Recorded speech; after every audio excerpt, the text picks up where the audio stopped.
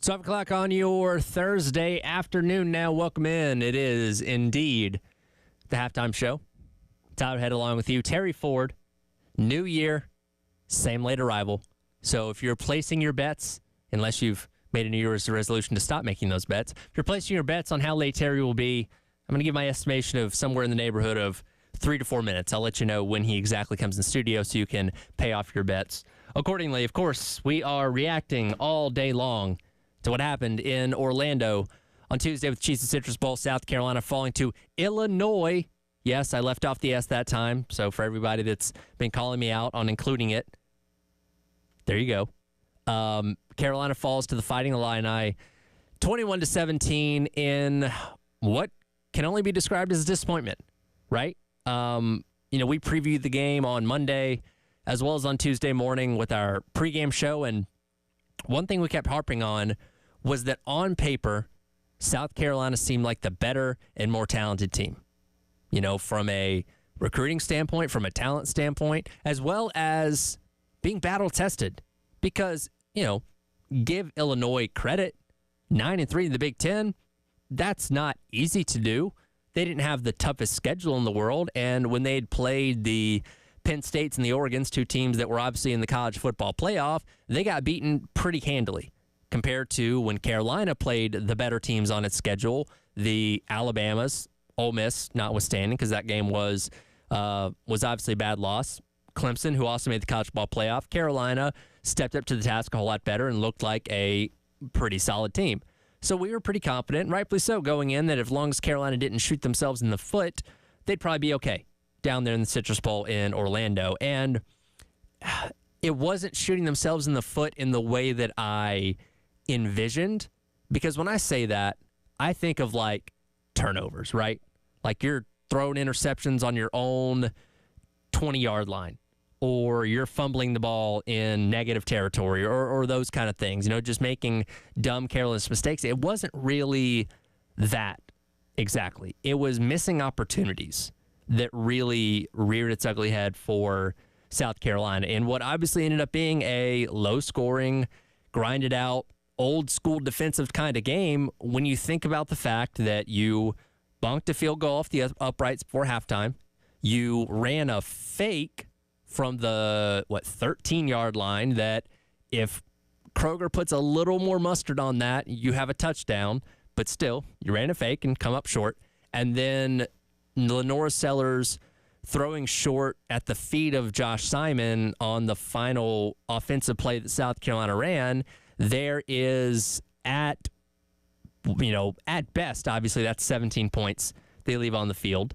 That'd make it 34-17 at that point, 34-21, at that point in time. So just a lot of missed opportunities, not being able to cash in the red zone, which we knew was going to be a big factor in this game when you looked at Illinois, there to go again with the S, Illinois' effect and efficiency when it came to playing in the red zone. So it's going to be a game of missed opportunities, and one that, you play the woulda, coulda, shoulda game with a lot of things on how differently it could have looked if Carolina had done this better, done that better. And like Sellers didn't play terrible. And when you look at the stats that he had through the air, very efficient. 260 yards, threw a touchdown, didn't throw any interceptions, solid. But it just wasn't as crisp. When he missed throws, he really missed throws, either overthrowing guys or underthrowing guys like he did with Josh Simon. So it just wasn't as crisp of a game as you wanted to see. And when you think about what we'd seen out of Carolina in the last 6 games of the regular season, it was very efficient, very flowing offense that obviously predicated a lot on Lenore Sellers making plays happen, specifically when plays broke down. And that didn't really happen on Tuesday. And I'm not going to dive into the specifics of play calling or anything like that, especially considering the fact that this was Shula's first game. But I saw a lot of people pointing out that, why didn't you run Lenore Sellers more? And when you really think about it, it's not that Dow Loggins, when he was calling plays, was running Sellers more than we thought was normal. It was a lot of the time the play breaking down, the protection not being there, and Sellers being able to squirt out and just make plays with his athleticism and the green grass that he had ahead of him. And give credit to Illinois. And we knew going in they were going to play a lot of zone defense, which keeps your eyes ahead of you and allows you to, spy on the quarterback to prevent him from getting out and making things happen. And Sellers, for the most part, had pretty decent protection. But even when he did break out and run, there were just so many bodies around him, it seemed like. He was never able to truly escape and make those wow plays like we saw for the most part in the back half of the season. So, again, credit has to be given to Illinois because they did play a very solid, very efficient game themselves amid controversy, which we'll certainly get to as the show goes along. But, again, it just felt like Carolina did not execute on the level that we saw them execute in those final 6 games of the regular season, unfortunately. Yeah, there's we could do 5 shows today. Everybody, every individual. I've already done 3. You've done 3. So, look, all right. In the order of what's important to my thought to the folks who follow Gamecock football, the 3 topics of the most important in this order: Nick Emmanwori, Bielema Beamer, and then what happened in the game. Do you get that feeling? Oh, yeah. Does that make sense to you? No. If we're talking about the what happened between the white lines themselves, there's stuff there, but it's not going to be remembered as much as what happened with the extracurriculars. Yeah, and the extracurriculars took over this football game. The whole nation was tuning in to the Citrus Bowl for the final quarter and a half to see if the coaches were going to throw hands with each other. Yeah, and it would have been the handshake. I was disappointed because I was building it up in my mind. I'm like, oh man, we're gonna get like Beamer going after Bielema while he's getting Cheez-Its dumped on his head or something like that. I thought Beamer's like, you want Cheez-Its? I'm gonna stick them where the sun don't shine on you, there, fatty. I thought it was coming, man. I was disappointed. You and I were both sitting there over at Jay's corner, going, man, we got to see the handshake. And then we saw the handshake. We went, okay, time to go. Kind of bummed. Look, I'll say this about the game. We said this on Friday. We said it in the pregame. I don't know what day of the week it is. I have no idea what day it is. On Monday, we said this. Tuesday on the pregame, we said this. The only team that can beat South Carolina is South Carolina. Take nothing away from Illinois. Defensively, again, they're a team that plays a ton of man, and they went zone because they didn't want Lenore Sellers to beat them with his legs. They said, Lenore, beat us with your arm. So let's give Illinois credit for, I'm not saying they had nothing to do with this, but South Carolina left 24 points on the table. Yeah. South Carolina beat South Carolina in the Citrus Bowl. Illinois did not. No offense. Now, again, defense didn't make big stops on third down in the fourth quarter of this game. That's true. Illinois, when plays had to be made, Illinois made the plays and South Carolina didn't. But at the end of the day, despite all of this that went on, Michael Smith, you got to make that catch for a touchdown. Mm-hmm. Lenore Sellers, you got to lead Josh Simon on the left shoulder as Simon is breaking the route out toward the sideline. That's on Lenoris, that last throw. You had a fake field goal that we could have gave $1,300 away for. Kai Kroger, you've been so good for so long. You got to put a little zing on that. There was too much air on that because Boogie was open. Yeah. If you let it go and put a little zing on it, now again, does Boogie catch it? I don't know, but the Kroger throw was bad. Also, if you're because they never lined up for a field goal. You know what I'm talking about the spot. It was a straight fake all the way, right from the get-go. And again, you're trying to catch at that time their special teams unit off guard. I would have just preferred you went for it. If you're truly just trying to convert for a touchdown on 4th and 7 from the 13-yard line, I would just assume you just line up and run a play. You knew they had to do something kooky I know, on and special I get teams. It's his thing, and if he puts a little more mustard on it, we're talking about what a great way for Kai Kroger and Boogie Huntley to go out at South Carolina. Like it's a whole different story there, but it didn't end up working. Hindsight being 2020, and I would have preferred if you just ran a play if you were going to do that the entire way. And you're not wrong. There's a lot of different ways to look. Because when these things, by the way, how valuable would that field goal have been if they just decided to kick it then? Well, you and I had this conversation. Remember, we had the conversation after Herrera missed the field goal at the end of the first half. We said that's 6 points. Hopefully they don't regret later. Yep. Guess what? They regretted it later. But I guess just the idea is Kroger, if Kroger makes the throw the way Kroger's made the throw his entire career, that should be a touchdown. Yeah. So you missed a field goal, and you had 3 touchdowns that if you execute properly, you got 24 extra points to go with your 17, and you beat them easily. But you didn't execute. Yep. You did not execute. You did not, on the field, with what you can control as players, you did not execute the plays. if you execute the plays, this game, all the rest of this stuff is whatever because you win this game easy. So going back to the original premise, take nothing away from Illinois. South Carolina beat South Carolina in the Citrus Bowl, in my opinion. And everybody can disagree with me, and that's fine. And let's go back to 2 years ago when they played the Gator Bowl and you had a ton of opt-outs or guys that didn't enter the transfer portal, and you were playing with about half your team. When you have those kind of situations, a lack of efficiency is not forgivable, but it's more understandable. Again, outside for offense specifically, you're just missing Rocket Sanders. That shouldn't have been a reason why everything else looked so clunky on offense. You know what I mean? So, and maybe it was the month off. It had been 31 days since you played against Clemson. Maybe that had something to do with it. But again, just going back to what we saw in the last 6 games of the season, where the offense went from being, I want to say liability in the first half of the year, but something you couldn't consistently rely on, to something that was kind of the focal point of your team towards the end of the season, specifically with what Sellers was doing. It just was clunky. Yeah, look, it was funny after the game. I talked to some of the fans at Jays, and I heard a few.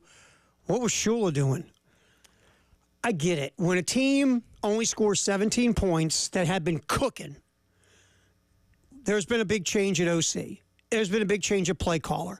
And all of a sudden, Dow Loggins is a genius, which, we heard a lot of negativity on Dow Loggins before Dow Loggins left. So, I don't know. Look, I don't know how much of Mike Shula, because Mike Shula said he did a couple little tweaks.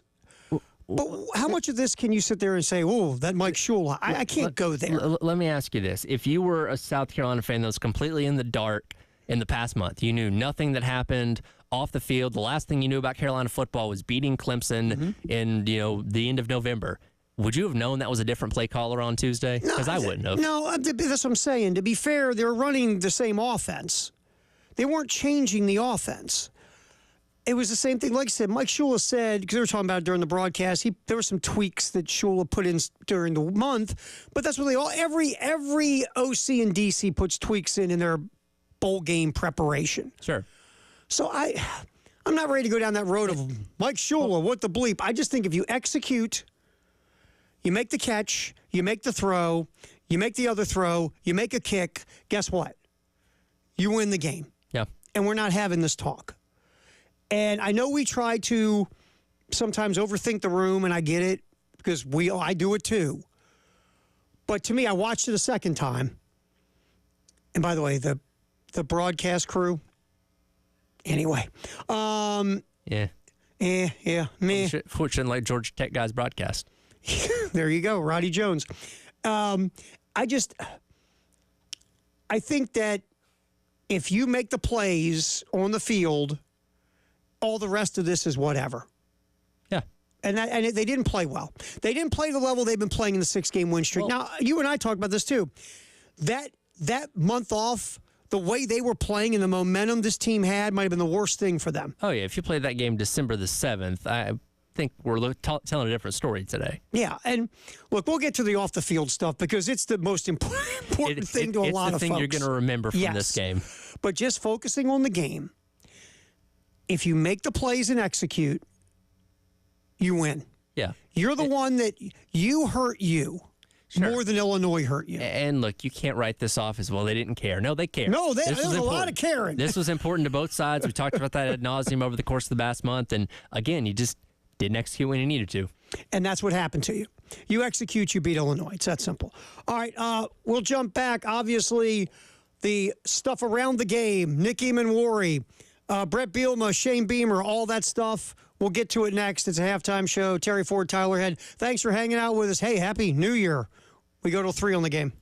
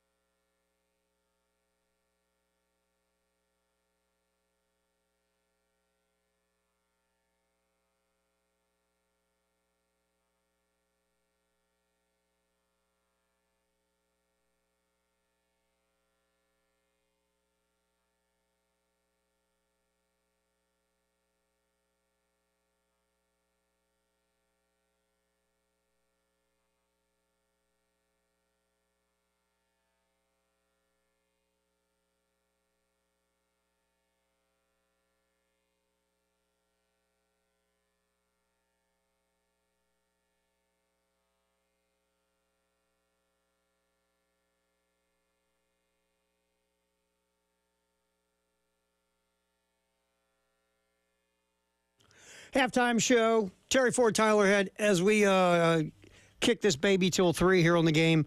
Appreciate you listening, whether you're in Columbia, Florence, Myrtle Beach, on the 107.5 The Game app. If you're listening to us through our video at Game TV Radio on YouTube. And maybe now you're still stuck in Orlando. You could, exactly. And, of course, now you have – we fixed the cameras in here today because someone – I don't know who did this because, again, all right, real quick, behind the curtain thing is we put together our video streaming channel. It's been about a year now, Tyler. I believe we kicked it off like a year ago today, actually. I believe it's a year ago. So happy birthday. Happy birthday, video stream. And we appreciate you if you've jumped in and subscribed. Thank you. We're over 1,000 folks on it, so thank you very much.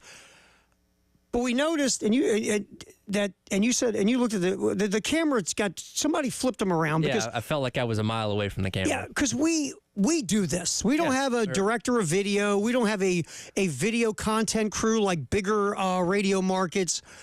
We knew we needed to start doing this, so we said, bleep it. We're going to do it ourselves. That's so true. when you have so many cooks in the kitchen, every now and then a cook grabs the wrong utensil. So someone flipped these cameras somehow to where it looked like my camera here in the host studio, you were 10 miles away. Yes. So we flipped it back. I just noticed this, ready? That now you get to see my new bad haircut, which is better than my old bad haircut. Yes. I just noticed this now. I got this. Hey, how you doing? Hey! I just noticed this on video. It's like, wow, you get the close up of my new haircut that I had to get. Which is what everybody tunes in for. Well, yes, to fix my bad haircut, which I got. It had to be. I told on the air real quick. So I go to get my hair because again I got 7 hairs on my head. It doesn't take long. To screw that up. By the way, you're my favorite person to get in line behind at the hair place because I know you're going to be in and out in like 3 minutes. No problem, right? So I go to a place that you have 7 hairs to cut. This is not difficult. Right. And the person that cut my hair found a way to screw it up. That's amazing. I mean, that's a hall of fame of bad hairstylist. So I have to go to a real place. And get it fixed. So I go in, I sit down, and I said to her, I go, this thing's all over the place. Can you do something? And the girl goes, oh my, when she looked at it. When your hairstylist goes, oh my. It's bad. It's not good. So, hey, you get to see this new bad haircut that fixed the old bad haircut. And the new bad haircut, by the way, they did fix it because they made everything even. Yeah. So it can grow back out again if I choose to. You're nice and aerodynamic now. Yes. Before it was just a disaster. All right. So video, app, wherever you're listening, thanks for jumping in. Okay. So the Nick Emmanwori thing, because that's really number 1 on the list. Let's just be honest here. In terms of what we've gotten the most reaction to today, yes. Okay. So Mike Uva posted on Gamecock Central. And, well, you've got Shane's comment. We've been playing it all day. In case no one has heard it, Shane was asked about Nick Emmanwori. And here's Shane's long, elaborate answer. Internal team matter. Not going to discuss it. There you go. There you go. That's it. That's it. 3 seconds. Was it 3 or 2? 2, actually. 2 seconds. And for a guy that's really good with giving his answers in a detailed manner, that tells you what you need to know right there. Yes. Okay, so Mike Uva... All right, in his post, said that Beamer's comments were brief. Nick Emmanwori shared with David Cloninger at the Post and Courier that he, quote, told his coach that he was only going to play for a half. Mike Uva said, I spoke with Cloninger on Tuesday evening for confirmation that Emmanwori didn't identify which coach it initially was. Mike Uva goes on to say, in fairness to Emmanwori, I reached out to him on Tuesday night and heard back from him on Wednesday morning. At this time, he wasn't ready to comment on the matter, but he does want to, quote, clear the air. Okay. And then Uva says, out of respect to Emmanwori, without going too much into detail of our conversation, I've given him an open platform to share his thoughts on what happened whenever and if he does choose to. Emmanwori did tell Cloninger he's declaring for the NFL draft for 2025. Okay. Also, it's out there that Beamer had no clue, basically. It seems like nobody had any clue. And even his teammates were like, well, I mean, Demetrius Knight's quote, I look back and there's Peyton Williams. I'm like, okay, let's play ball. Yeah, he caught everybody by surprise, seemingly. Now, I don't know, maybe you do because you were hanging out with Wes and I was doing other stuff. I don't know if... Is there clarity that Nick made this decision before the game or during the game? I haven't heard that. It seems that from what we know right now, it was made during the game because, and obviously this is going to get compared to the Cam Ward situation. All indications there, Cristobal, everybody knew Cam Ward's going to play a half. We're going to give him the record, and then he's going to sit out the second half, and that's exactly what happened. And, that's its own situation. This seems like everybody thought Emori was going to play 4 quarters.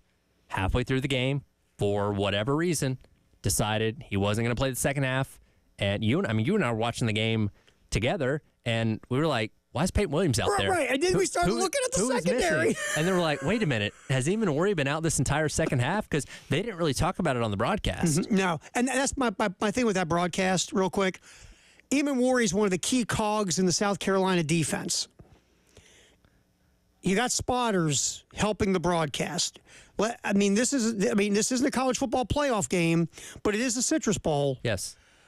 You've got spotters. No spotter saw number 7. What arguably, without Kennard,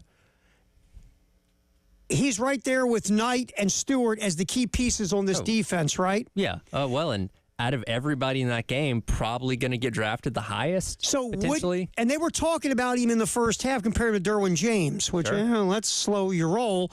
But Emori has the same kind of physical ability and that kind of upside to be a guy who can affect the game like Derwin James. I get it.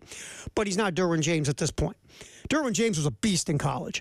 Nick, not quite to that point, but still, I get the comparison, like size, style of play.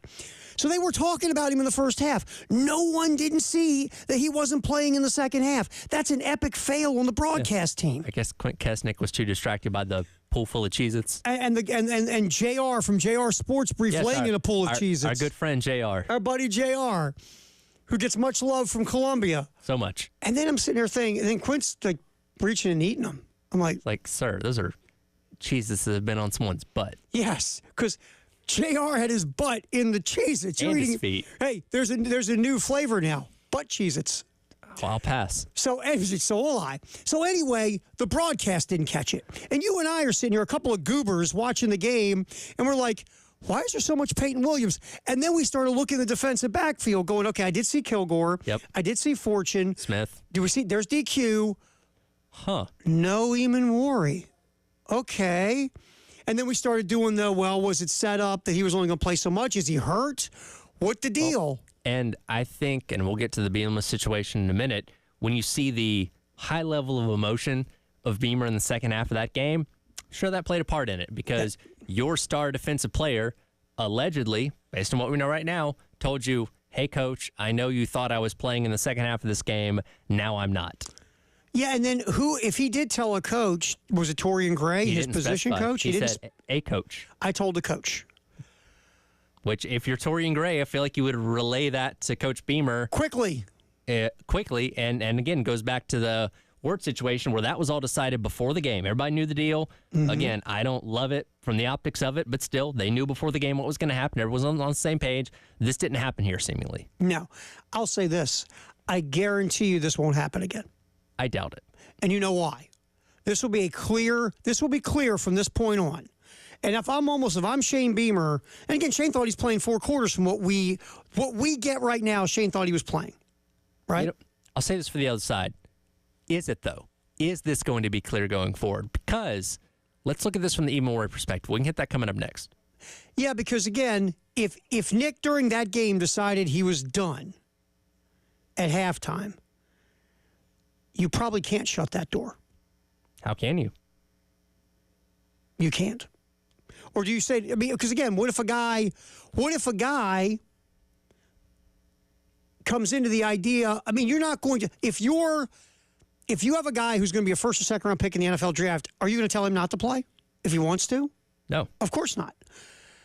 So if he gets into this game and all of a sudden decides, I think I'm going to tap out now. You can't force him back in the game. So to your point, this is opening a bad door. Yes. That no one can shut. Unintended consequences in college football. We have our newest thing that's going to become a thing. And because you can't stop this thing. Nope. You're right. We'll talk about it coming back. It's a halftime show. Terry Ford, Tyler Head rolling up until 3 here on The Game.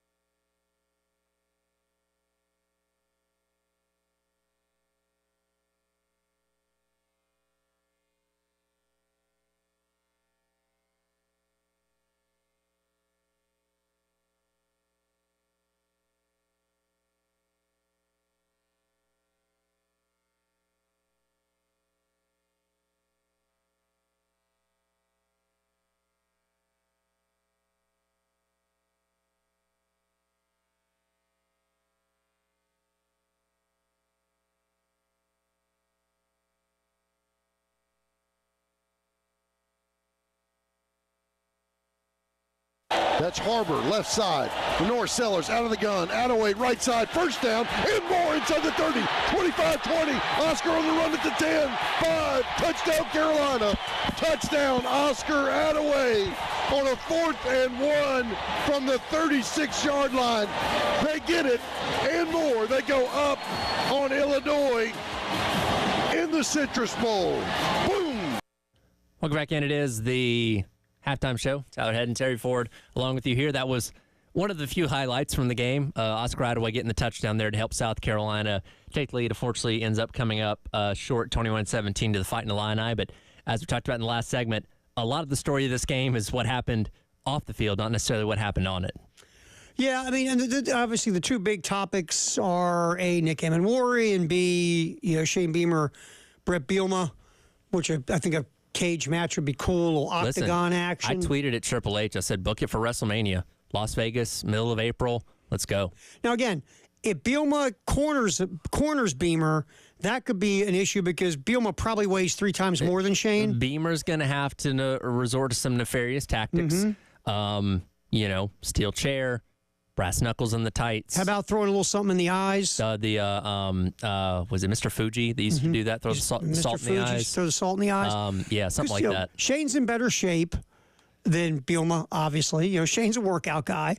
So Shane is fit enough and strong enough to be able to maneuver around Bielema. Yep. But if Bielema gets him cornered and gives him a Tony Saragusa belly flop, yes, that might not end well. Yes.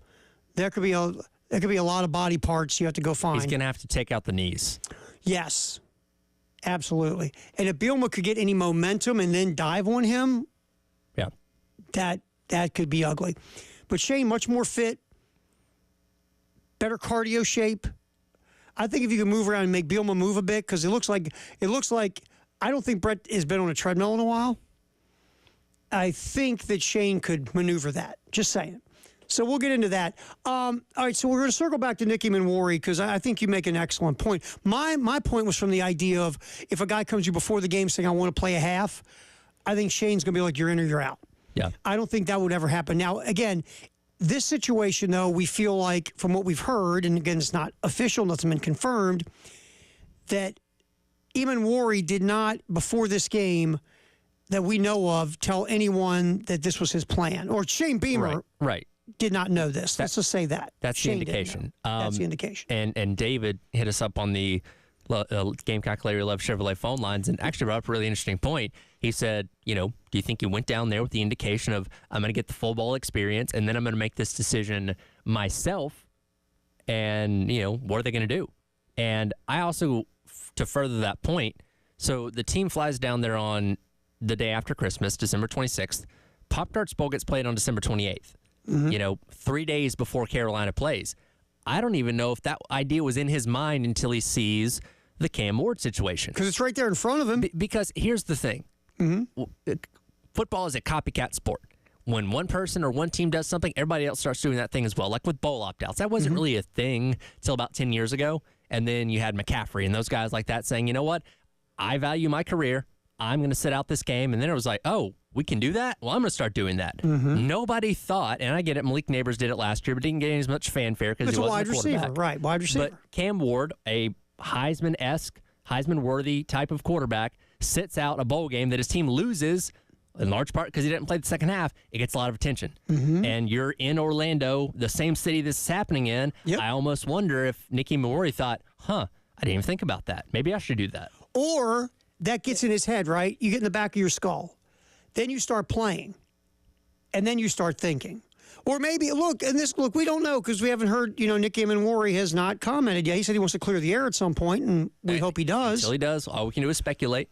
But let's say you're out there playing, and let's say you take a wrong step and you feel something, or you jump over a pile, or someone hits you weird, and all of a sudden you go, oh, wait a minute. Wait a minute now. I mean, I could actually get hurt out here. Sure. These guys are taking this bowl game seriously. And then you start thinking of Cam Ward because it's in the back of your head because you knew about it. Sure. So we just don't know where this came from. And when you think about it, Emmanwori in his spot was kind of holding all the cards, right? Because we already knew he was going to go to the pros. He didn't have to tell Cloninger that after the game. We knew that was going to happen. And when he makes this decision, Well, outside of obviously the, after the game and then the plane ride or bus ride back to Columbia, he really doesn't have any more doings with the University of South Carolina. So it's not like, man, they're going to run me to death in spring practice or whatever it is when we get back to Columbia. He doesn't really have to face any repercussions here that he has to worry about. I'm not justifying what he did. I'm just saying when he's thinking about the big picture of this, like, well, when I'm done, they can't drag me onto the field. So if I say I'm done, then that's it. And I don't have to face any repercussions here as far as South Carolina goes. Now, how this affects him in the pros and with the draft and all that kind of stuff, that's a different story.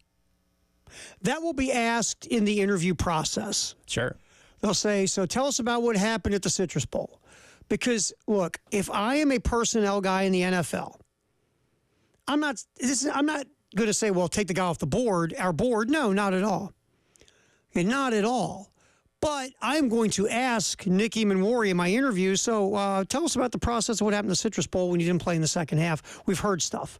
Because they all know. They all know all this stuff. Oh, sure. If a guy's on your board and you think about, okay, at a certain spot in the draft, if he's on the board and he fits the value at that point, we're going to take him, whether we need a safety or he's just too good a value to pass up. He's going to get taken. And by the end of the second round, I think Nick Emmanwori's off the board. So if I'm thinking about drafting Nick Emmanwori, I need to find out what happened. Because I need to hear from him why this went down the way it did. And this isn't going to prevent him from getting drafted. Not He's at still all. going to have a pro career, but could this be the difference between getting picked in the first round and the second round? It could be. I think it depends on how you answer the question if you're Nick Emmanwori. Because I'm going to sit and have a conversation with you in the interview, whether it's at the Combine, whether it's at South Carolina's Pro Day, if he's going to be at Pro Day. We'll see. We'll see. Or when we bring you in for visits to our complex. My first question is going to be what happened at the Citrus Bowl. I need to hear what the thought process is because this isn't a red flag, but this is a question mark. I need the question mark turned into a punctuation of a sentence and give me a period so I end it. Yes. That is absolutely something I need to know if I'm thinking about drafting you. And I think about a guy like Cam Ward, who, again, kind of is the catalyst for all this. There are some players that with their skill set and where they're expected to go, this kind of thing's not really going to change people's perception of them. I think Cam Ward's one of those guys. No, because I think that was set, the plan was set in place before the game. From all indications, Mario Cristobal knew what was up, and Everything it was wasn't, set. This nefarious last-second decision where he went into business for himself. And again, we still get the full story and be fair to Nick Emmanwori here, but from what we know so far, and we have plenty of inside sources that go a little bit deeper than we do, it seems like he decided on his own without telling anybody. Again, he didn't even specify what coach he told, as the second half was starting, that he's like, I'm not going to play the rest of the game. Yeah, and that's different. The Cam Ward thing is different than the Nick Emmanwori. I don't like this idea in general. If you play, like you said it the other day, and I agree with you, either play or don't play. Yeah, I don't have a problem with opt-outs. If you think it's better for your career to not play in a bowl game, that's fine. Right. Sit out. I don't care. That's cool. Right. Exactly. All right. Love Chevy phone line, 803-404-6100. Let's get to Billy real quick in Columbia. Hold on, Billy. Thanks for holding. You're on the halftime show in the game. Appreciate you. What's going on? Hey, no problem. I was just going to have a few comments on what I've heard the last few minutes and then see if I can take this in a little bit of a different spin. Sure. First of all, the Nick Emmanwori and Cam Ward, I think it will affect them adversely when they get to the next level, both of them. And the reason is because, these guys that own these teams are multi-million-dollar businessmen. They're going to look at somebody and they're going to look at two guys, two quarterbacks, or two, safeties and go, this guy did something kind of crazy.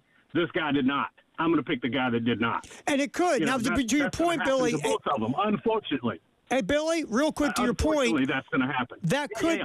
I think that's a good point. That if Nick Emmanwori and another safety are valued the same, right? Right. That could be the way where we'll take the guy that didn't have whatever happened at the Citrus Bowl. We'll take the other guy because he didn't have an issue that Emmanwori. You're right. That's a great point. If Nick Emmanwori is rated with another guy, that could be a thing. Down. Yeah, and every pick, the money goes down. You drop a slot, your money goes down. So I don't care what they say. It costs those guys money to make that decision. Yeah, and hey, Billy, hold on. Hey, Billy, we're going to bring you back. So I know you won't have another direction you want to go. Hold on. Don't go anywhere. We got to do a quick break and come on back, okay? Hold on. We'll get you so you can have your other point. All right, we'll get back into it. Billy's going to give us his thoughts on Nick Ward. We'll continue on that topic next year on the Halftime Show on the Game.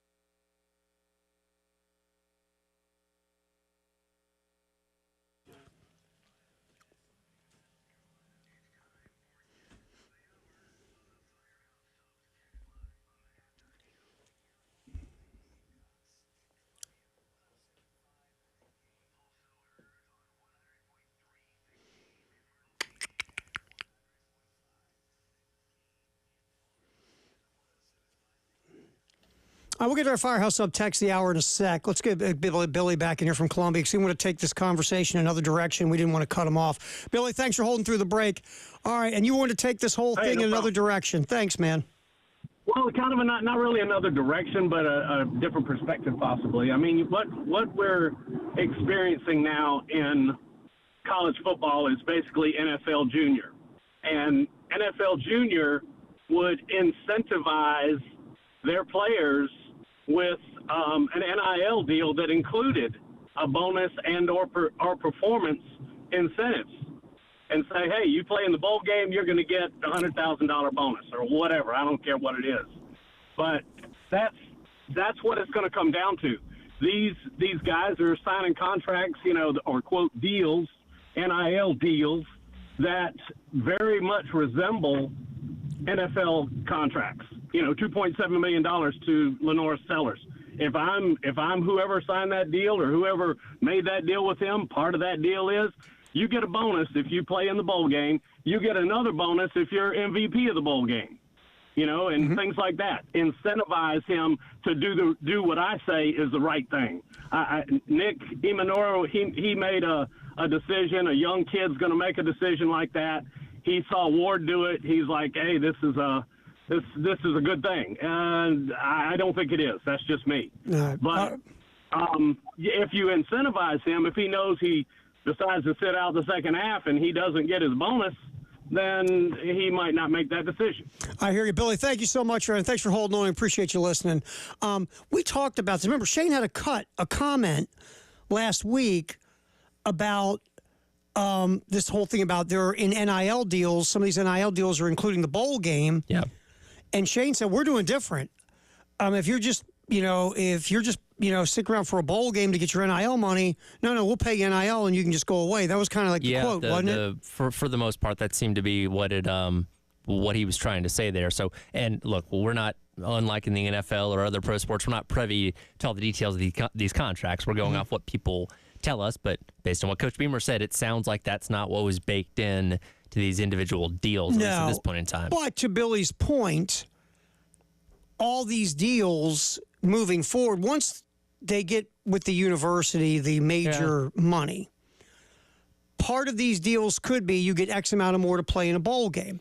Now, I think that if you do that, then that deal means you get X amount of money if you play 4 quarters of the bowl game. Yeah, you're going to have to make it very specific because there's legal loopholes everywhere. And you can say, well, I played in the bowl game, but, I didn't play the entire time or whatever it may be. And, at the same time, though, not always going to prevent this from happening because let's say for Nicky Emanwari, just theoretically throwing out a number here, let's say playing the entire bowl game would have gotten $20,000 extra dollars. Now, to most people, that's a lot of money. But when we're thinking about a guy that's probably going to go make 7 figures in the NFL here in a couple months, maybe that's not enough to him to risk getting hurt or whatever was going to prevent him from being on the field in the second half. So it doesn't prevent these things from happening, but could be incentive enough to discourage it from happening down the road. Again, with everything in college football, once one person does it or once one team does it, it spirals out of control. Right. So if the contracts of revenue sharing aren't already addressing this, this is going to be rampant next bowl season, I feel like. This is a thing that is going to become a thing because Cam Ward opened the door, and whatever reason, Nick Emanwari, however this went down, did not play the second half of the bowl game after playing the first half. And so at the end of the day, like you said, I looked at this right now. All right, in the second round of the NFL draft, and this changes, but contracts start at 9.9 and drop to 6.3 million. So yes, if Nick Emanwari gets drafted in the second round, he's making a heck of a lot more money than $20,000 on a. Yeah, and again, that's just a random number. We're just making up a number. Even $50,000 or $100,000. Righty, let's balance the $100,000 bonus of playing in a bowl game compared to the 7-figure salary you're going to make if you are going to be a second-round pick. And Nick could be a low first-round pick. I don't know, but I think the sweet spot for Emanwari is the second round.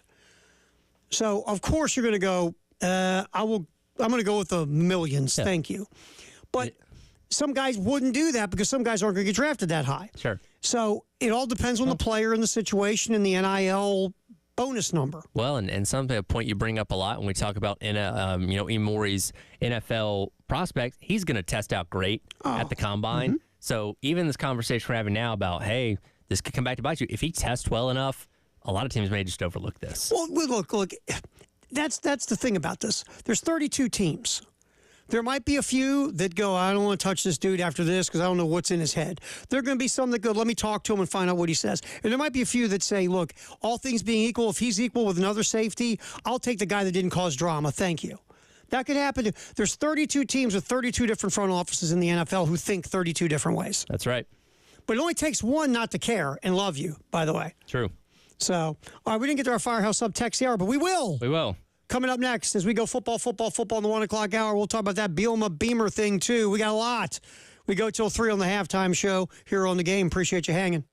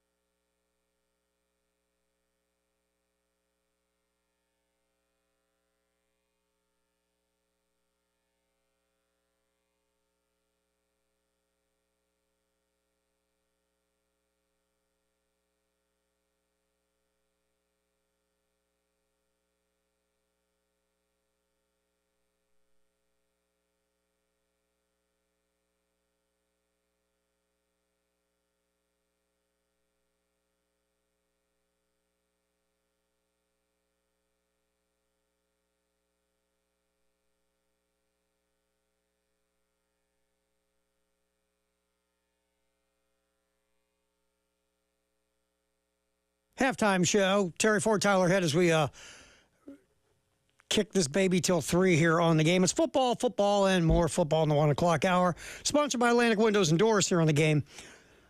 We've obviously been talking about a ton of stuff about the Citrus Bowl, which we'll get to in a sec. 2 programming notes real quick. Tonight, 6 o'clock, Carolina calls here on 107.5 The Game in Columbia, and also our affiliate in Myrtle Beach at 100.3 The Game.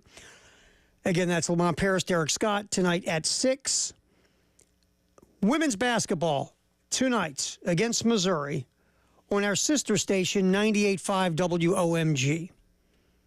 Again, 98.5 WOMG. Our sister station will carry the women 6:30 pregame, 7 o'clock tip.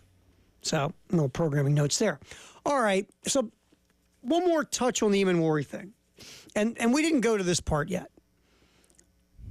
And is that, look, we haven't heard what Nick has to say and why, what would happen. Did he talk to a coach? What coach did he talk to? And if he did talk to a coach, why didn't that coach, or did that coach get the beamer as quick as possible? When this went through Nick's head, whatever, we don't know. It feels like, though, from what his teammates are saying, most of them didn't know. Seems from the indications we got after the game that was the case. This was done either in the locker room or as they were coming out of the second half of the Citrus Bowl. So I guess my thing is this. That's the one thing. Don't you owe your teammates, hey guys, I'm just going to let you know what's up. I'm not coming out. These are guys you played with the entire season, some of them for 3 years, right? Yeah, and especially in the position of being seen as one of the leaders. Mm-hmm. And I get it. Kennard was obviously had his great season, but you're the guy that's been here for 3 years. And I imagine a lot of people turn to you for advice and leadership and all that kind of stuff. And I would think you would want to get out in front of that with your guys. But again, we don't know the full story, but it seems like he didn't do that. It didn't seem like he did that. And if he truly didn't, that to me is a huge, come on, man. We're supposed to all be brothers, and it's a brotherhood, and we're all running into this together and all that, and then you don't give them a what's up? That's, to me, that's the one I think out of all this where it's like, because the thing about anyone who's played sports at any kind of level, think about in the middle of a game, one of your better players said, yeah, dude, look, wife just sent me a text. I got to run to the grocery store. Sorry. Think about it on that lower level, but you're in some league or you're whatever it is. Yeah. And this dude just leaves in the middle of the game.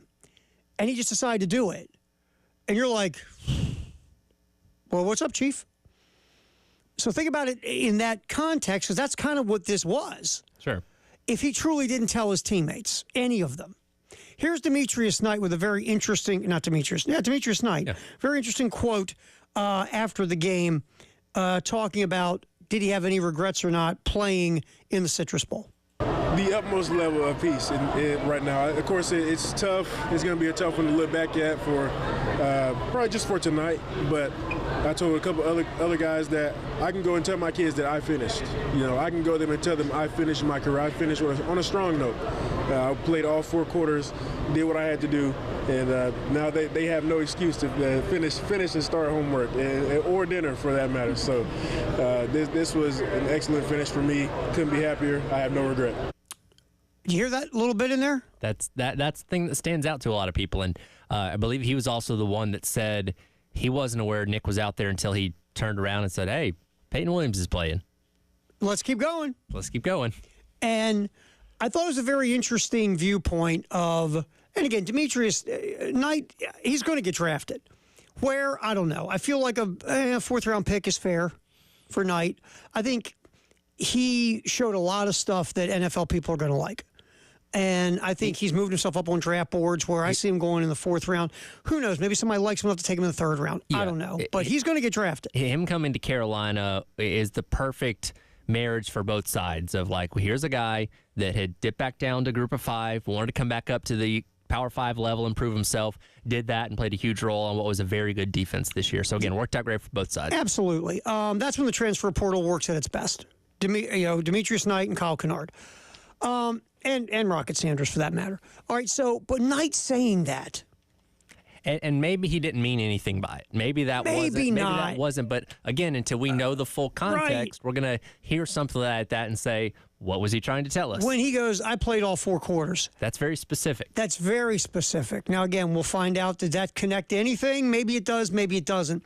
But that's very specific. And the way he used it about his kids, I thought was interesting. Yeah, well, and I started and I completed my task all the way to the end. Well, and let's go back to a couple weeks ago in the lead up to the bowl game, and this clip went viral. Lane Kiffin tweeted about it, saying, yeah, that's the kind of players we like to see, where he was asked why he didn't opt out. Now, again, he's not in a position that a lot of guys are in where opting out seems to be a high priority because, again, he's probably going to be a mid to later round pick. But he made the case like, hey, I got kids. We joke about him being a dad and driving a minivan and doing chores and all those kind of things. But, he used this bowl game, in his opinion, as an example to show his kids, hey, I started this, I'm going to finish it, I'm going to go out there and do what's expected of me in this game as well, and then worry about the NFL after that. And again, that was his big point going into the game, and kind of made the point again after the game. Now, the argument can be made, if Demetrius Knight is looked at as a first or second round pick in the NFL draft, is he playing? That's a legitimate question we can never answer. No, it's hypothetical. It's very hypothetical. But in the position Demetrius Knight was in, he played, and you heard his quote after the game, saying, I'm glad I did it. And then when he says, and I played all 4 quarters, I'm sorry, it's human nature to think, right? Yes, that's the conclusion we're all going to draw, whether he meant anything about it or not. Right.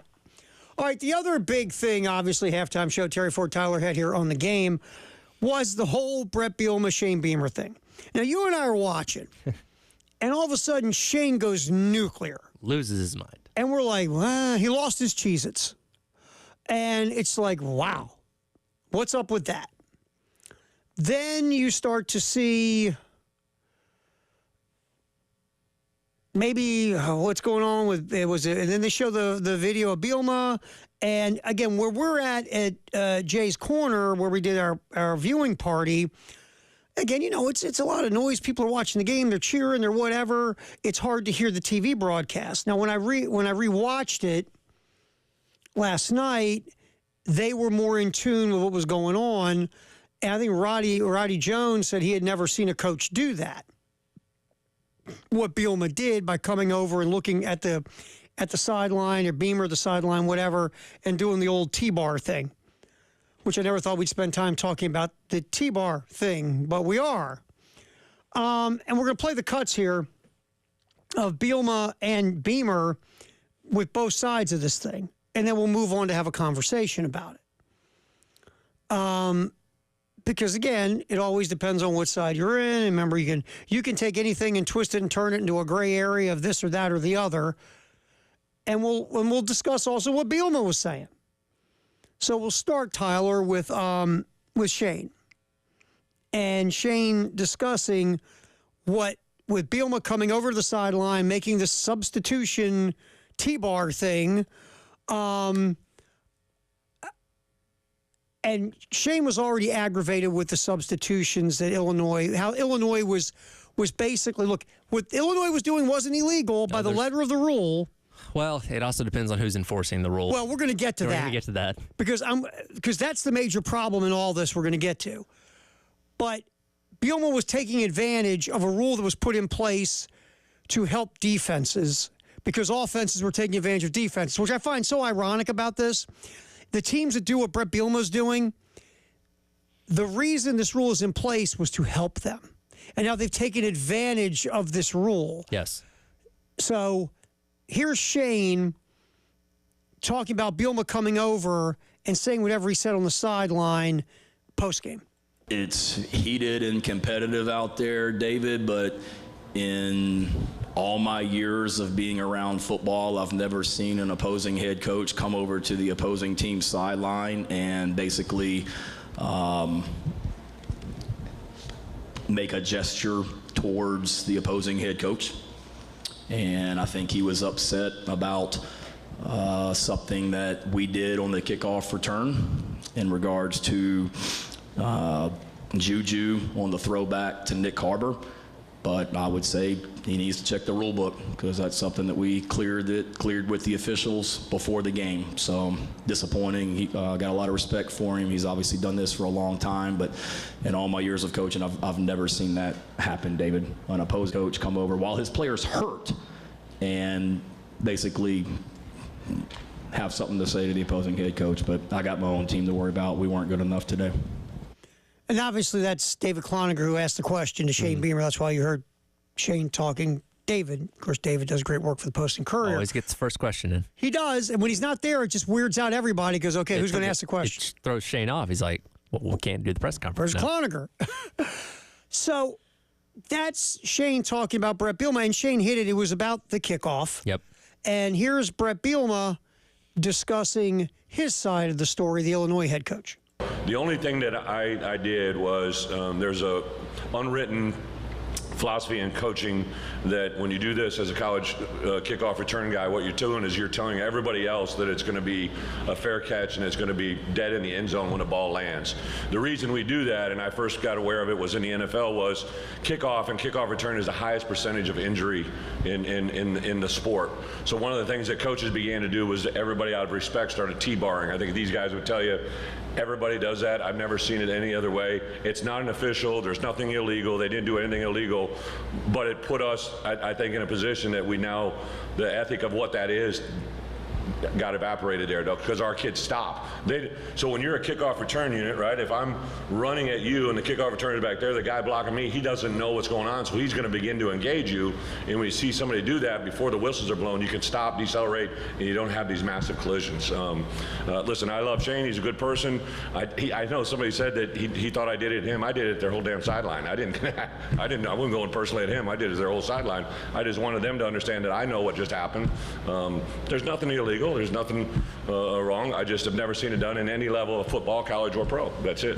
Okay, so we're going down the road of ethics. Yes. Is that where we're at? Apparently. We are going down the road of ethics. Okay, let's go down that in the next segment. Let's go down the road of ethics, because now Brett Bielema is the moral keeper of the ethics of college football coaches, right? Appearing to be. That's who he is, right? He has made himself. He's carrying the tablets down the mountain like in what was it, History of the World Part 1. Yeah. He's walking down with the commandments. Yes. Okay, we'll get to that next. The moral keeper of all that is sacred in college football. We'll talk about that guy coming up, Brett Bielema. All right, it's halftime show. Terry Ford, Tyler Head. Football in the 1 o'clock hour, sponsored by Atlantic Windows and Doors on the game.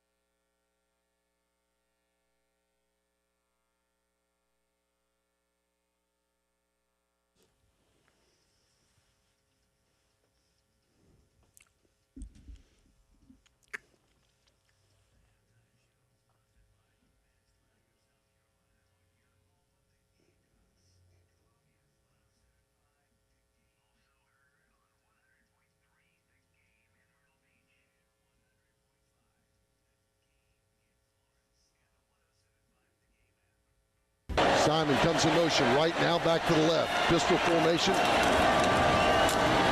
Fake inside, throw to Josh. Simon caught. Touchdown, Carolina. Touchdown, Josh Simon from 6 yards out. Take that in your substitutions and put 6 on the board for Carolina. Gamecocks back on top. Oh, you got to love it. Todd Ellis on the call. The touchdown for Josh Simon. Take those substitutions, Bielma. So good. All right.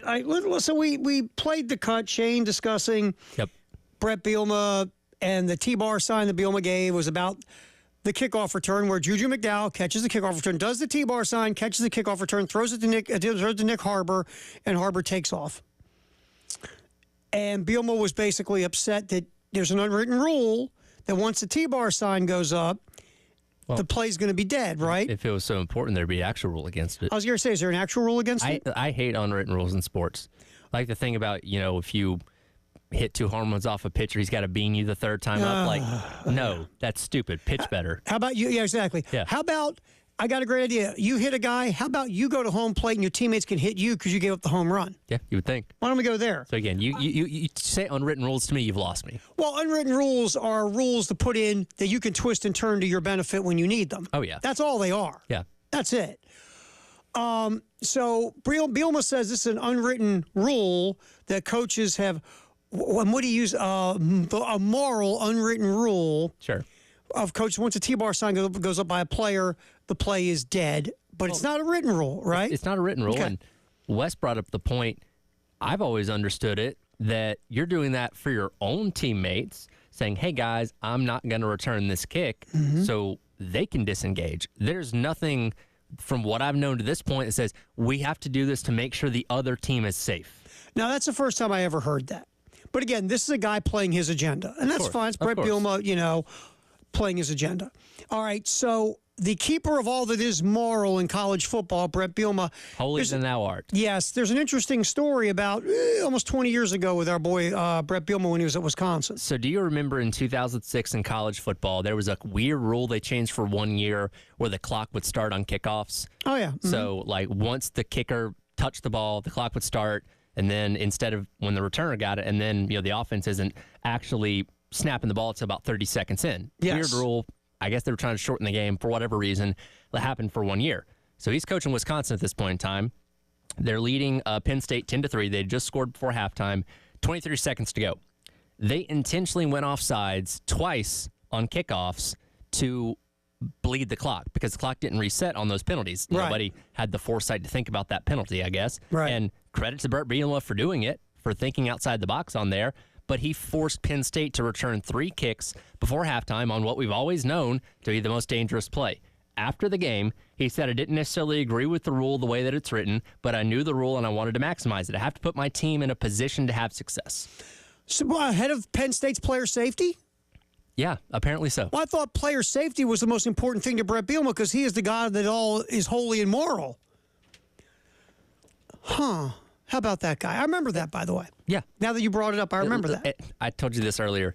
I've known about this for a long time. It's actually the first thing I think of when I think of Brett Bielema long before the Citrus Bowl. And I had this ready to go for today. And Chris Clark tweeted about it yesterday, and he beat me to the punch. Bleeping Chris Clark. And he wasn't even here today. He wasn't even here today. He didn't even have the nerve to show his face. Didn't man up after beating you to a punch. Moral of the story, don't hold on to anything. Here's the thing about it to me. The moral of this story, there's a couple parts to it. The first part is the enforcement of rules. Because, Brett, your thing with Shane Beamer, that's not a rule. You know what there is a rule? Substitution. Supposed to be. And Brett Bielema, that entire game, played the rule. He didn't, like he said with Shane, didn't break a rule. So what's the difference in Shane Beamer using the gray area of something to get his team an advantage, and you using the gray area 2 different ways, A, on substitutions, and B, on fake injuries? Yes. So you can use those rules and manipulate them to help your team, but now you're mad when the other guy manipulates something to help his team. It's the pot calling the kettle black. Absolutely, and that's my biggest problem here. The officiating crew sucked. Yeah. Oh, Let's just start there. Listen, you and I were talking about it. That first quarter felt like it lasted 2 hours. Oh, you and I were just going, oh my God. Was it the opening kickoff or was it the first punt when they didn't rule a kick catch interference? Yep. It took them like 5 minutes to decide on that. It took forever to say, okay, the South Carolina on the punt return unit had contact with the guy that hit Juju McDowell. Hey, that was the right call, but it didn't take an hour to get there. You don't need. I mean, I think I ate my whole dinner waiting for it. So these guys are bad, and the other part about these guys being bad is look, as on the broadcast, the best part of that broadcast was the official. The guy that was, now every broadcast has their referee. Yeah, it was Bill Amanye. He was fantastic because he said what Illinois is doing is unacceptable, and this crew's got to get it under control. Yeah. They put a little clock in the left corner. One of the times when Illinois substitutes. Now okay. How long is a play clock, Tyler? 40 seconds typically. 25 after a timeout. They took 13 seconds out of the play clock to substitute. Yep. And the officiating crew was letting them do it the whole time. The officiating crew, and they showed them talking to Bielema at one point. Well, obviously, if they were telling him about it, he wasn't following it because that was later in the game. It was 13 seconds they were using to substitute. Until you throw a flag on them for doing this, they're going to stretch it as far as they can. And it's not just Illinois that does this. I was at A&M, one of the home games. We were sitting in the press box, and we were talking about this. They were doing the same thing with the substitute, and South Carolina was coming down to under 10 seconds on the play clock to get a snap off. So not only Illinois, more teams in Illinois do this. Sure, no, it's rampant across college football. And it's crap. Yeah, it is. It's absolute crap that they're manipulating this rule. And the rule is very loose, right? So, and Chris has a very good write-up on Gamecock Central about this, that the enforcement is substituting within a reasonable rate of time. What's a reasonable rate of time? That's subjective. Here, I got a great idea. Put down a time. Yeah. Okay. And if you're not doing it in time, we got a clock for everything else. Yes. But we don't have a clock for this. Ready? What's the reasonable amount of time clock? Do we have that? No, we don't. You know what? Red hat guy that stands on the sidelines during commercial breaks, give him the responsibility of the substitution clock. That way we can all see it. Right. I mean, the unwritten rule is 3 seconds roughly. Yeah. Okay, you get 5 seconds. I'll make it simple. You get 5 seconds. You make your sub. You got 5 seconds to make your sub. If you don't the first time, all right, let's say this. First time, I'll be nice. First time, you get a warning. Second time, you get a penalty. Third time, you can snap the ball, and whatever the hell happens to you, happens to you. Yeah, sounds fine. If you got 9 players on the field and they hit you for a 70-yard touchdown, oh well. If you got 12 guys on the field and you get penalized for too many men on the field, oh well. This is very simple. What? Again, honestly. Well, it doesn't take a Mensa member to figure this out. It doesn't, but we're talking about the NCAA creating rules. So they have given another subjective rule into the hands of incompetent officiating. And I'll say the SEC does a better job because we've seen them actually throw flags on this. That Big 12 crew was not going to throw a flag on this at all on Tuesday during this game. It was very clear. And if you're Brett Bielema, if they're not going to flag you, guess what? You're going to stretch that as far as you can. You keep doing it. And that's my point. As much as we want to look at Brett Bielema and go, scumbag, Brett Bielema, they're not stopping him. He's going to do it until they stop him. He's going to do it until they flag him. The officiating crew screwed this up so bad, it's mind-numbing. And now the NCAA, which, their job is to make subjective rules with no end game attached to them. Now you have to go in the offseason, and they won't do this because nobody's proactive at the NCAA, and fix this rule. Well, they got to make a committee to create the rule first. Yes, we have to have a committee. We have to have a committee to put together a committee to make a rules committee to fix this rule. So maybe we'll get it by 2028. Maybe. Because it's just, and here's the thing. Forget the fact that it was screwing over South Carolina on Tuesday. This makes everybody look like a bunch of boobs. It does. And the only thing that makes you look worse is the fake injuries. Yeah. Now, that's going to be tougher to figure out. And that, we're kind of glossing over this point, but Bielema taking the opportunity to taunt, make a point, whatever you want to call it, during what was an actually legitimate injury. Yeah. Because his DB got conked in the head by Lenore Sellers and was seeing stars and thought he was back in the 4th grade or something like that. To do that when your actual player is hurt, That's just a bad look to me. Well, you look again. You look like a scumbag. Your player's hurt, and here's the sad part. If you watch that, Beamer actually went over to the guy and gave him a pat. Yeah. When he was down. Yeah. Said, "Hey man, hang in there," or "Hey, I hope you're okay," or "Hey, whatever." Beamer went over to the Illinois player. Bielema kind of walked, didn't quite go as far. He just came over to make the point of the T-bar. Yeah. That's the only reason Bielema came over. Yeah, because if that was on closer to his sideline, he's not doing that. But No, it's like, okay, not at all. I have, because again, during the game, the coaches can't exactly go talk to each other face to face. There's an opportunity where I can get as close as possible to the South Carolina sideline and make whatever point I'm trying to make. And again, you are manipulating the rules of injuries, which is the worst. I'll tell you why that's so bad. You're, again, it's the boy who cried wolf. You got enough guys falling down injured. What if a guy really gets hurt? Yeah.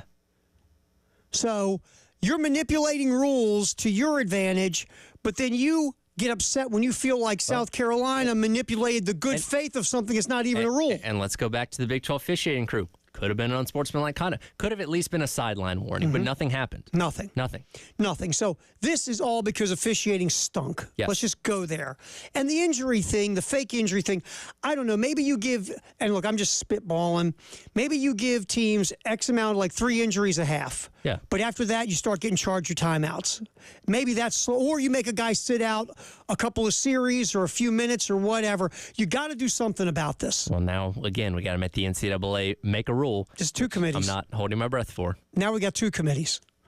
All right, football in the 1 o'clock hour, sponsored by Atlantic Windows and Doors. We actually had a good college football playoff game. Oh, my God. One. We're going to talk about it next. It's a halftime show with Terry Ford and Tyler Head here on The Game.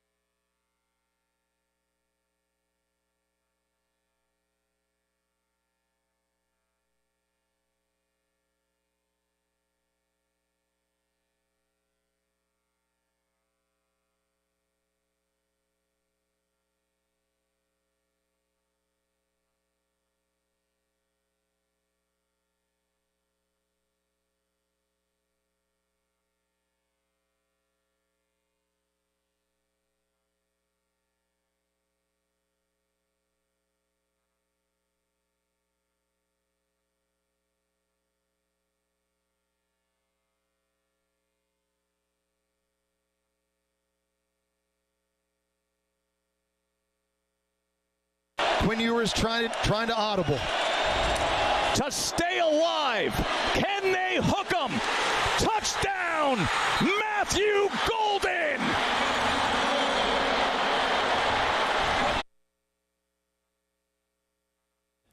All right, that was the end of the Texas victory over Arizona on Saturday. Wednesday. Said Wednesday. God, I'm so screwed up. I don't know what day it is either. On New Year's Day, that was the win. We don't get 2 days of the week until next week. I know, it's so bizarre. But, look, I'll say this. Texas didn't deserve to win. They won, and I'll give them credit. Listen, Arizona State outplayed them for 4 quarters. Yeah, I mean, Texas had 2 big plays in the first quarter, and then that was it. And then, you know, their kicker missed 2 kicks to win the game. And then in overtime, look, God love Arizona State. I get you want to blitz because you want to get the ball, you know, out of Ewers' hands because Ewers' numbers, he's terrible under pressure. But he's also not very good at throwing in tight windows down the field either. Yeah. I almost felt like when they were coming out 4th and 13, I was texting with a buddy of mine, and I was like, because my buddy said, do you blitz or do you drop back and play coverage? And I'm like, you know what? I love blitzing, but I'm going to drop back and play coverage because of this reason. A, Texas offensive line is filled with like dudes who are going to play in the NFL. Sure. Your defensive front, your defense isn't filled with those guys. The Texas receivers are better than your corners. I would rather rush 4, drop back 13 yards off the ball, and force a guy who's not good at throwing in tight windows down the field to throw through a tight window down the field. Yeah. Because if you don't get home on a blitz, you're now exposing their better wide receivers against your not as good defensive backs. Yep. That's why I wouldn't have blitzed. Well, and I'm always under the philosophy, and this is my CFB 25 coaching hat here. When you have them at 4th and +5, play back. Keep everything in front of you. Yeah, I just think if you set your zone at 13 yards, you force it to keep it in front of him, and you force a guy that's not good at throwing in tight windows down the field to force him to throw in a tight window down the field. Yep. And then if he does it, good job, Ewers.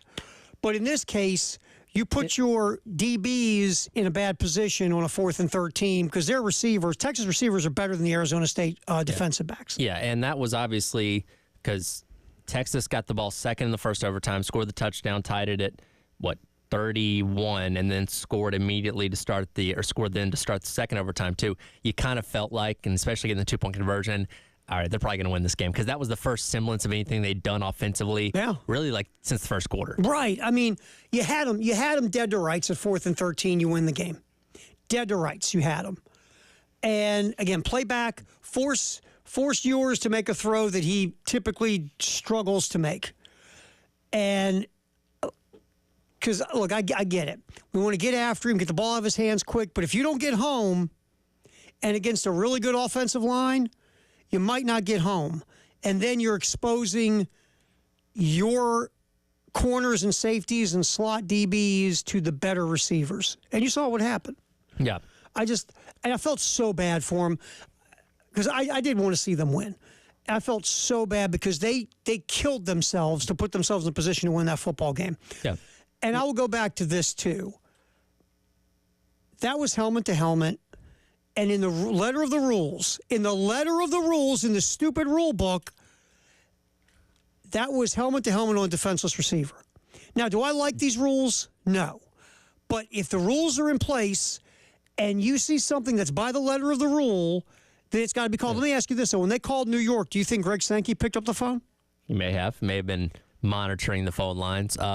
Look, I'm with you. I think a lot of the targeting rules are obviously very much skewed towards the offense, where sometimes defenders are put in situations where I'm like, I don't know what he's supposed to do there. And, Taft, the safety, was trying to make a tackle, but like you said, by the letter of the law, it doesn't matter if he leads with the helmet or if he's face up. He hit him square in the helmet on a defenseless receiver, and it should have been called. I'll go back to that college football playoff game. Was it Clemson-Ohio State? Where the Clemson linebacker, his name escapes me, just come to make a play. The Ohio State ball carrier moved his head because he's trying not to be tackled. Yep. And the Clemson linebacker went helmet to helmet, and guess what? Got thrown out of the game for targeting. What I saw in the Arizona State-Texas game was worse than that play, if my memory serves me. It was a few years ago. My memory doesn't serve me for anything anymore.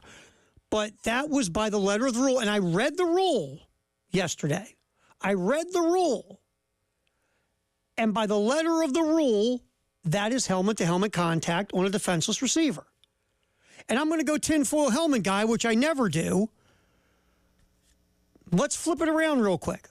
Tie game, Texas has the ball.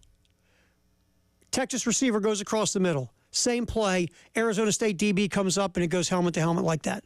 What do you think happens? I think there's probably a penalty because that would have put Arizona State. Now, doesn't mean they're going to make a field goal. Because remember, they had trouble with field goals. Trouble with field goals, but that puts them in a position to try and end the game in regulation on a field goal attempt. Again, doesn't mean they're going to make it, and we could still end up with the same result of Texas winning, but that was one of those things that it's like, again, the rule isn't perfect. No. By the letter of the way the rule's written, that looked like targeting. I hate the rule.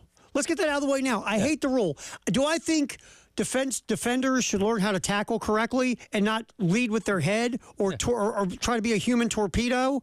Because you know who gets hurt usually? The defender. Yeah, and that's what the rule is made because a lot of guys just drop their head and, crown at the helmet, and that's going to do more damage to you than the defenseless receiver a lot of time. But again, by the letter of the law, what he did should have been targeting. Right. And look, I understand too, and I've always made this joke. The people who made this rule, did they ever play the game? If you ever played defense in your life, you go. The last time I checked, an offensive player is trying to avoid having you tackle them. Yeah. So they're moving and juking all over the place. And that's the complicated part about this. We've seen and again, different officiating crews look at it different ways because every conference is different, which again, it's ridiculous we don't have uniform officiating across college football, but that's a different story for a different day. Because everybody's going to look at it differently. And again, an SEC crew may have called that. A Big Ten crew may have called that, or whoever. I think it was Big Ten crew yesterday. Big 12 may have called that. ACC may have called that. But whatever reason, that crew looked at that and said New York, does the replays on those kind of things, said that wasn't targeting. And again, if this is in the middle of the second quarter, we're not really talking about it. But the fact that it had a big factor on winning and losing the game for Arizona State, it's huge. Yeah, I saw if it wasn't Greg Sankey, it might have been Mickey Mouse at Disney. Because ESPN has the rights, and you're going to make more money with Texas in the college football semifinals than you are Arizona State. Yeah. But that's what this leads to, right? And I'm having some fun with it. And I don't like putting on the tinfoil hat because, like you said, everybody just goes, well, clearly they wanted Texas to win and all these kind of things. And maybe that's not the case. Maybe they just made a bad call. Right. But here's the other thing, too. Well, now, maybe I didn't see this, but I didn't see any explanation from New York, any statements from the NCAA or the powers that be of the College Football Playoff Committee or whoever's in charge of this mechanism on why they didn't call that helmet-to-helmet contact on defenseless receiver. So then the tinfoil helmet goes on, and you say, well, that's Texas, and they want Texas in the college football semifinals because they're going to bring you a better TV rating, and that's going to make you more money. That's the road it goes. Now I'm just having some fun with it, but at the end of the day, when you don't have transparency, that's what you get. We're all going to jump to conclusions. Exactly. So I felt bad for Arizona State. I'm glad we finally got an interesting game because the first rounders sucked. The Boise State-Penn State game sucked for the most part until Boise made it interesting when Penn State decided to not run the ball in the second quarter for God knows what reason. The Rose Bowl last night, awful. At least we finally got one good game. It's funny. I was, again, because I have a text chain of buddies and we text during these games. And I texted, if I'm James Franklin, I walk up to Andy Kay, my offensive coordinator, and I say, if you throw the ball again, I'm firing you on the sidelines. Do not throw the football again. Katron Allen and Nicholas Singleton were getting everything in the first quarter. Boise State could not stop them. They just hey, let's go away from that. And then blink, it's 17-14. I texted Press him here comes big game James. He's his number one fan. They tried. They tried. And how about look? But I picked Ohio State to win. I didn't see it. Nobody saw that coming. Good Lord. If they keep going this machine, nobody's beating them. Nobody's touching them. If they play like that, the next two games, they're your national champions. Yeah, they're playing out of their minds. They're playing to their talent finally. Yeah. They really are. Took all season. Whew.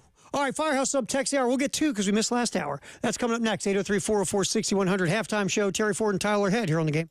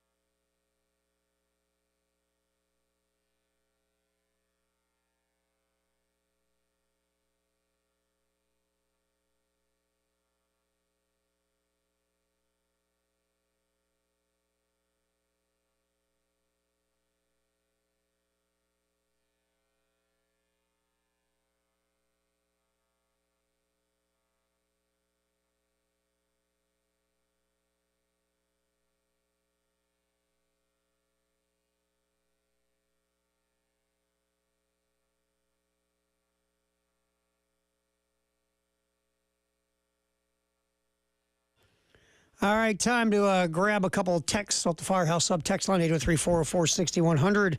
What do you got there, my man?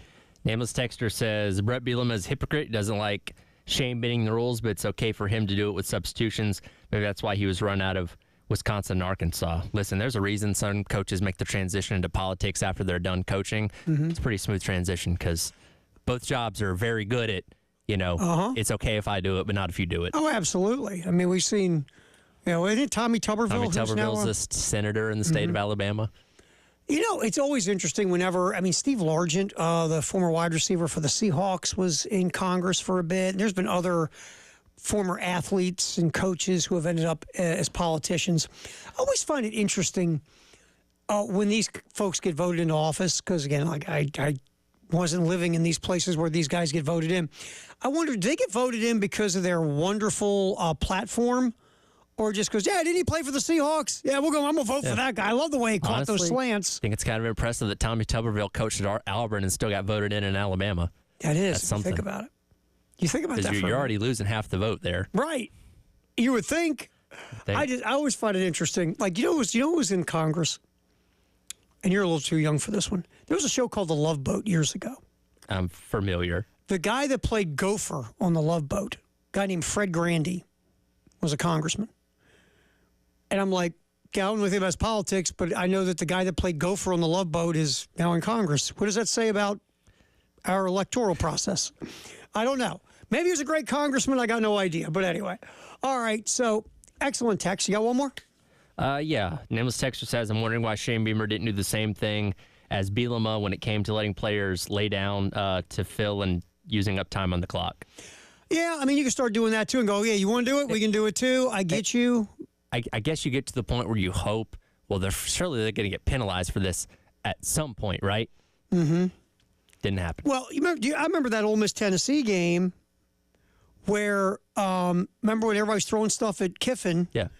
Both teams were doing the injury because both teams play fast. Sure. So both teams had, I've never seen more guys cramp up in my entire life on both sides. That game took 9 hours. Yeah, because there was a sniper on top of Neyland Stadium. Just taking guys out. Yeah. Here's my thing that, again, probably easier said than done.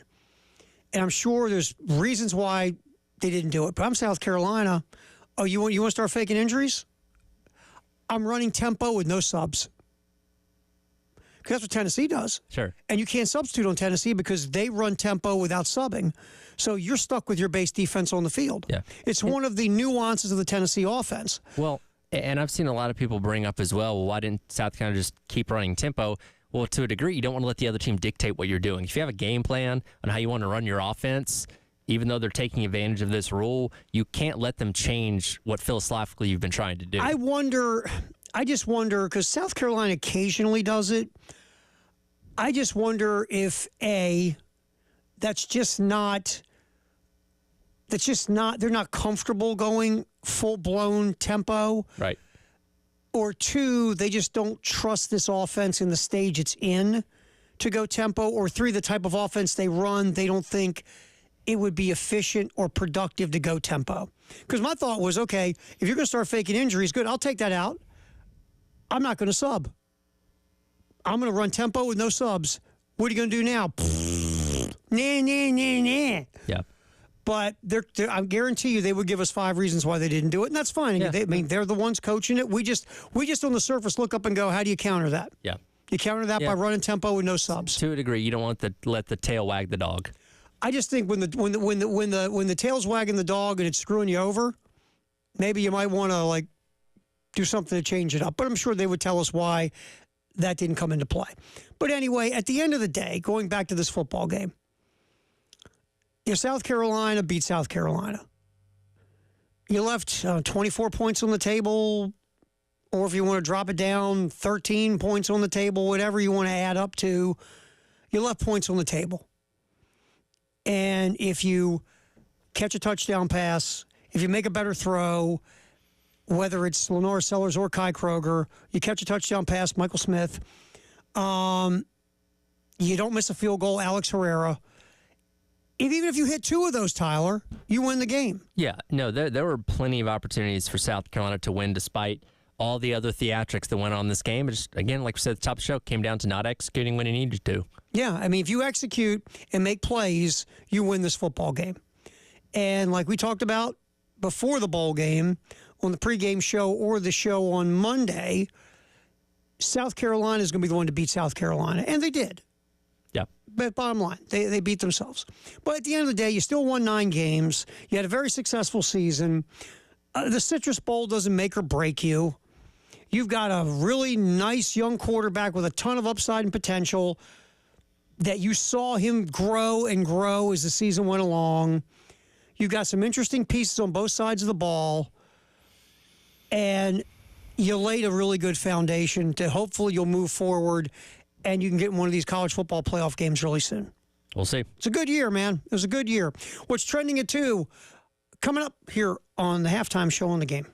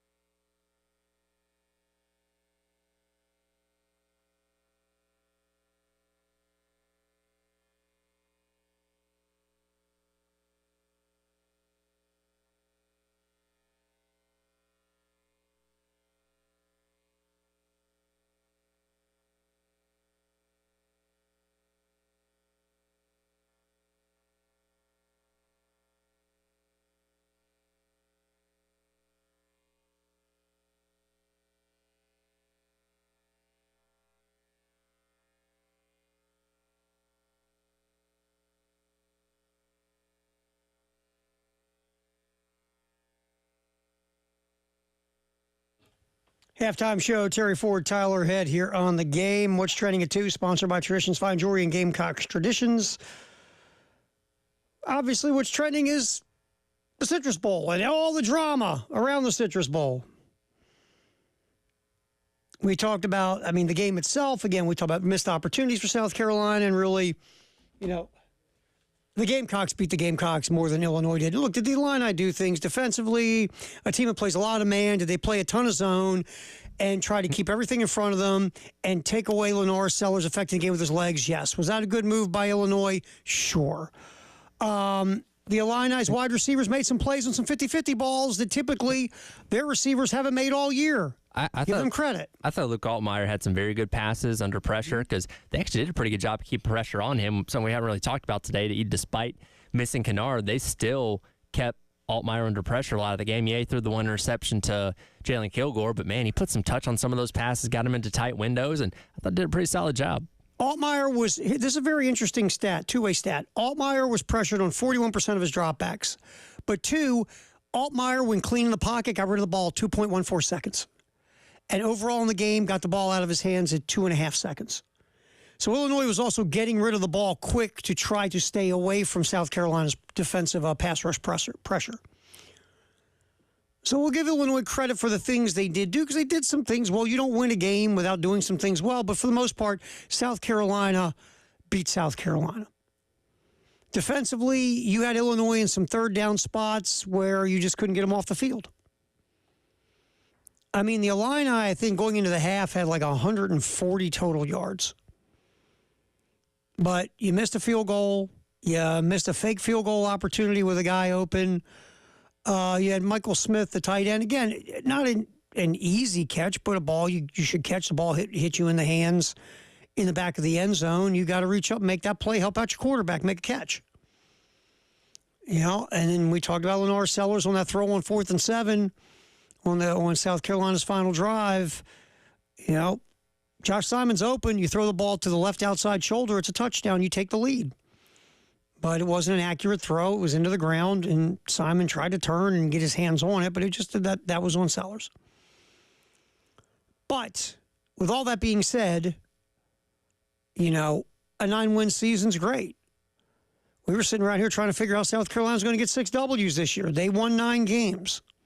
Like we said, going into the top of the hour, you know who your quarterback is. A young quarterback with a huge future. He can affect games with his arm and his legs. Does he have things he still needs to do better? Sure. But the potential for Lenore Sellers is insane.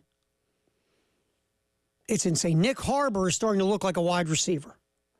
The last month-ish of the regular season and in the bowl game, Nick Harbor is starting to more and more look like a real wide receiver. So sky could be the limit on Harbor if he continues to develop. You got an edge pass rusher in Dylan Stewart, who is either the best or one of the 2 best freshman pass rushers in the country. Young fellow Texas is pretty good too. But at the end of the day, you got some pieces. You really do. You got some interesting pieces to help build upon here.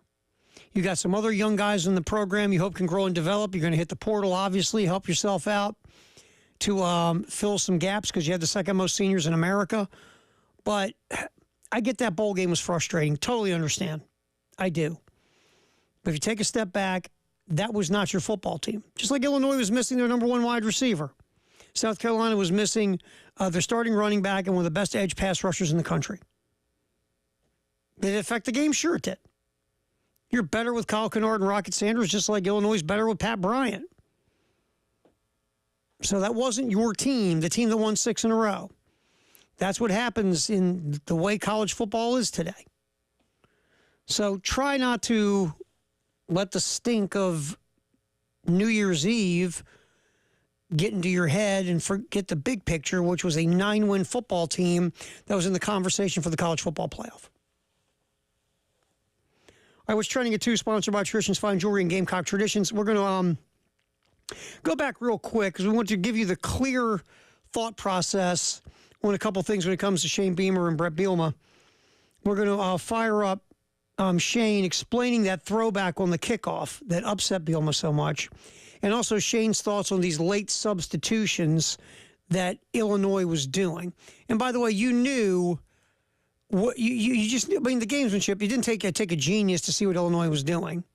Same mess that Ole Miss does. Player looks at the sideline. He's told to fall down. He flops, and all of a sudden, somebody threw a machete and hit him in the back. Then all of a sudden, magically, he's ready to come back in the game again. It's so weird. I mean, that Illinois medical staff, unbelievable to get those guys back that quick. Wow. So impressed. So we'll have Shane's comments on the late substitution issue and also what happened on the kickoff throwback.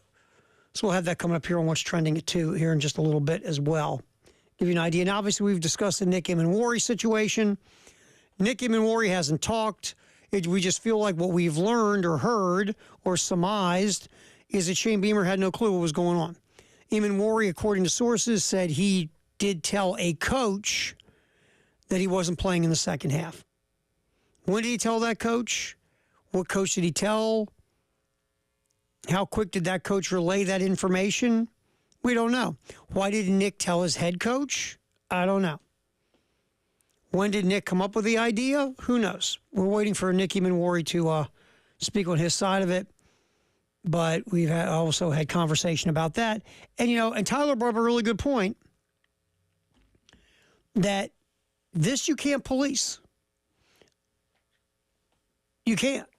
And we had a caller, Billy, had a great idea. He said, look, once you start putting together these agreements through the universities when it comes to the quote-unquote salary cap or whatever you want to call it, or the money universities are going to pay players, you put maybe in part of the agreement is you get X amount of money extra to play in a bowl game. Or maybe once you start doing these NIL agreements, maybe that's part of an NIL agreement. But really, that's not going to stop this, because if you're going to be a first-round pick or a second-round pick, you're going to make a lot more money than what a bonus would be to play in a bowl game. So we've gotten into that. We've gotten into that today. So a lot of the game itself, which is really third on the list, Nick Emmanwori's first, the Bielema Beamer stuff is second, and third is actually the game. Yeah. Oh, well, listen, the minute details of what happened on the game, on the field itself, are going to be forgotten pretty quickly. We're going to remember this as the beef between Beamer and Bielema Bowl. Well, the one other thing in this game is the fumble by Howell was unfortunate.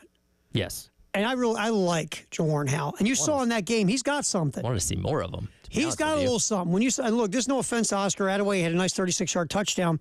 Watch Adaway run, then watch Howell run. I'm talking about physically. Yeah. There's a difference. Just saying. And we got more time to get into the running back situation, but Howell's got there is a something there with Howell. Yeah. And I want to see him play more and have the opportunity to play more next year. But that fumble was a killer. You just get the interception. Kilgore gets the pick. You're moving into Illinois territory. You just scored a touchdown on the last possession. It feels like if you don't have that turnover, you're going to go down and score again. Then Uncle Mo is hanging out there with Shane on the sidelines eating Cheez-Its. You would have had a 2-score lead, and it didn't seem like the Illinois offense was running fast enough to where they probably could have erased that. So it's a shame the fumble happened, because you had the entire momentum of the game now in your favor. Yep. But I like Hal. And you saw a little something in this game, a little extra explosion. He had a nice little vision on a couple of cuts. He's got potential. And when he came in here this year, we knew that it was probably going to be a learning thing, right? Mm-hmm. And he's somebody that's probably going to be a factor later down the line. And I can't imagine what he learned from sitting behind Rocket Sanders for an entire year that's going to benefit him. I don't know if he's going to be RB1 or not. We'll see what they do in the transfer portal, because they're probably going to be shopping for another body or two for that room. But Howell is going to play a big factor in this offense next year. Also, I'm not saying don't go out and hit the portal and get another running back. No, I think you should. Now, again, if they would have got Justice Haynes a few weeks ago, we'd be like, hey, there's your RB1. There you go. Hopefully, there's playoff teams that still have guys that are going to jump in the portal and all that kind of stuff. So we'll have to see what happens. Well, but I'd like to see how I want to see how his development goes into next year. Right. All right, we'll get to the stuff with Shane next segment on explaining the throwback on the kickoff and also talking about the substitution stuff. But first, let's grab a couple calls. 803-404-6100. Let's grab Joe. Joe, thanks for hanging. You're on the halftime show on the game. We appreciate you. What's up? What's up, fellas? Happy New Year. Happy New Year, my man. I hope you had a good one. I did, man. Other than the results of the game, but yeah, you did steal a little bit of my thunder there with the fumble. That was actually 1st and 10 at Illinois' 42, and like you guys said, a chance to go up, 17-7 there, and kind of make Illinois, change up their game plan on offense. But I like Mike Shula. I'm not stirring the pot with all this, but I was not happy at all with the play calling in the game. I feel like the way Illinois was kind of just dropping in coverage and just daring Lenoris to throw it or scramble around and just take the dink and dunks. I think had Lenoris just started running more in the beginning of the game, that would have dictated bringing their safeties up and could have really changed the whole game. I mean, the guy ran the ball 11 times, I think, in the game, including only like 4 times in the second half. I mean, I just feel like Lenoris went out of his way not to run out of the pocket for yardage. I think in the beginning of the game, you could see when he would scramble outside the pocket, there were literally DBs 10 or 15 yards away from him, and he would still just throw it underneath. Whereas in a situation like in the Clemson game, Missouri game, takes off, makes one guy miss, and all of a sudden an 8-yard gain turns into a 22-yard gain. But I really feel like play calling-wise, we could have forced Illinois to come up. I feel like we should have used the run to set up the pass, and instead we just took what they gave us, and that is what allowed Illinois to stay in the game. They played exactly what they wanted to do, shorten the game, keep everything in front of you, don't give up the big play, and, we fell for that, and like I said, we beat ourselves. But anyway, great show, guys. I'll let you run. But I do think the play calling in the beginning, we could – when you got a player like Lenore Sellers, you dictate how the game's going to be, how the game's going to unfold, not the other way around. And we kind of just fell into that trap of their defensive scheme. Otherwise, I think we'd have hung up, 30, 35 points. Anyway, Joe, enjoy the show, guys. Thank you, my man. Happy New Year. Appreciate you. Joe makes an interesting point of this, and we didn't really get into this during the game or during the show because we've been on these other things. You should never let the defense dictate to you. You need to dictate to the defense. And I guess the one thing I would say, and I agree with Joe on this, the lack of adjustment to what Illinois was doing to South Carolina, I think that's fair to question why there weren't, okay, here's what they're doing to us. How do we counter it? And maybe South Carolina was doing that, and we don't know because maybe execution didn't go down the way it should. Yeah. But that is a legitimate and fair question of, okay, they as a man-to-man team, made a ton of adjustments in a month. Now they're playing zone. They've got 14 spies. They're dropping back and forcing you to dink and dunk or forcing you to try to beat them with your arm and not your legs. Illinois had a blueprint, right? Yeah. So why didn't South Carolina make adjustments to what Illinois was doing to them once they saw it? That's a legitimate question. It would be nice to know if, yeah, we did, it just didn't work. Okay, fine. Or we just thought our plan with our guys, they were better than their guys, and eventually our plan was going to work. Whatever it was, I think it's a legitimate question. Once you saw what they were doing, what did you do to counteract it, if anything? Sure. So that was good. All right, if you're on hold, we'll get to you at 803-404-6100. And also we will hear from Shane Beamer as well. It's What's Trending at 2, sponsored by Traditions Fine Jewelry and Gamecock Traditions. Terry Ford, Tyler Head, halftime show on a game.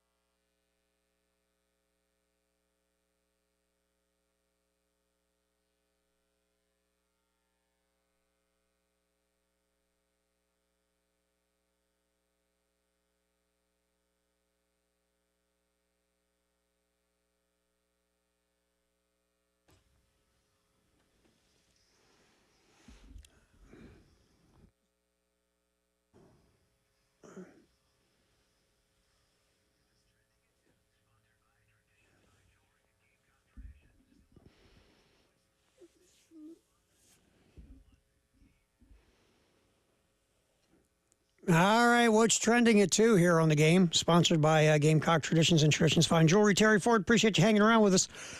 All right, tonight, 6 o'clock here on 107.5 The Game in Columbia and our affiliate in Myrtle Beach at 100.3 The Game. Carolina Calls with Lamont Paris and Derek Scott, as again at 6 p.m. Gamecocks men and women getting into SEC play coming up here as January is flipped. And also women's basketball. That is tonight, 6:30 pregame, 7 o'clock tip on our sister station, 98.5 WOMG. We'll get to Shane Beamer's thoughts on the little throwback on the kickoff, which made Brett Bielema, the keeper of all that is moral and holy, upset. And then also Shane's thoughts on the substitution pattern Illinois had. But first, let's grab another call. 803-404-6100. Scott, we appreciate your patience and holding on. You're on the halftime show in the game. What's up? Yeah, I think the substitution things is one of the things that nobody's talking about as much, and I actually think it's one of the most important things. They watched game film before they came here. They knew they were not going to be able to stop Sellers and the Gamecocks. So what they did, they came up with a game plan. They came up with a game plan to slow the game down. And that's exactly what they did. They slowed the game down. I mean, I've never seen a game where every time the Gamecocks would walk up to the line of scrimmage, especially when they got a good drive going, that they send substitutes in. And then they send more substitutes in.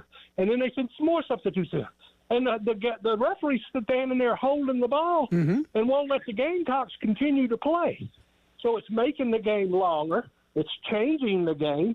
In my idea, there's got to be a rule against this because for exactly this reason.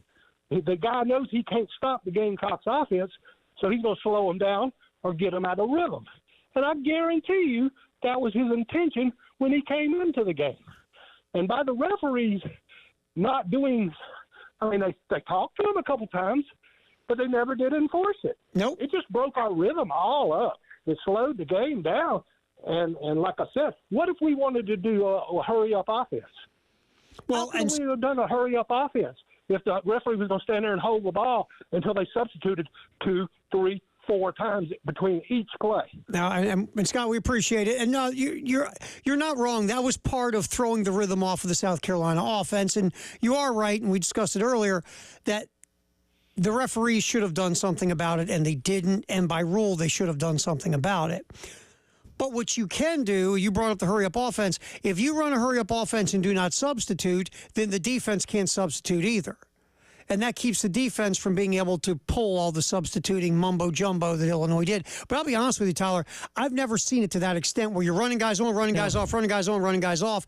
That, to me, got ridiculous. And, again, when you're leaving it as a subjective call in the hands of an officiating crew where, again, and Beamer alluded to it, every conference officiates things differently, which is ridiculous in hindsight until they throw a flag on it.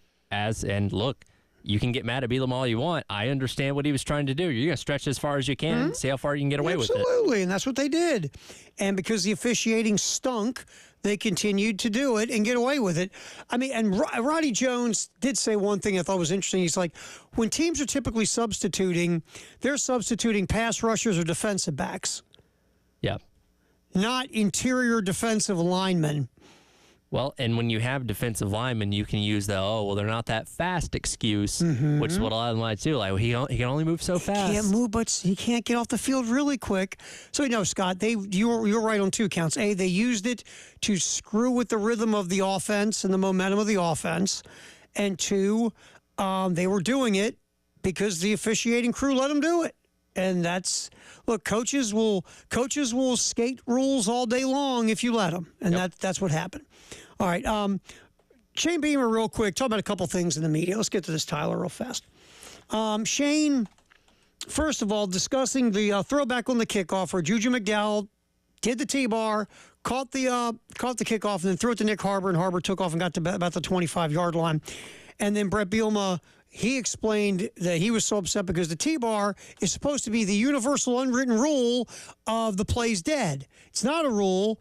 It's Brett Bielema's universal rule. And here's Shane discussing the throwback on the kickoff, which, by the way, there isn't a rule against what South Carolina did. Here's Shane.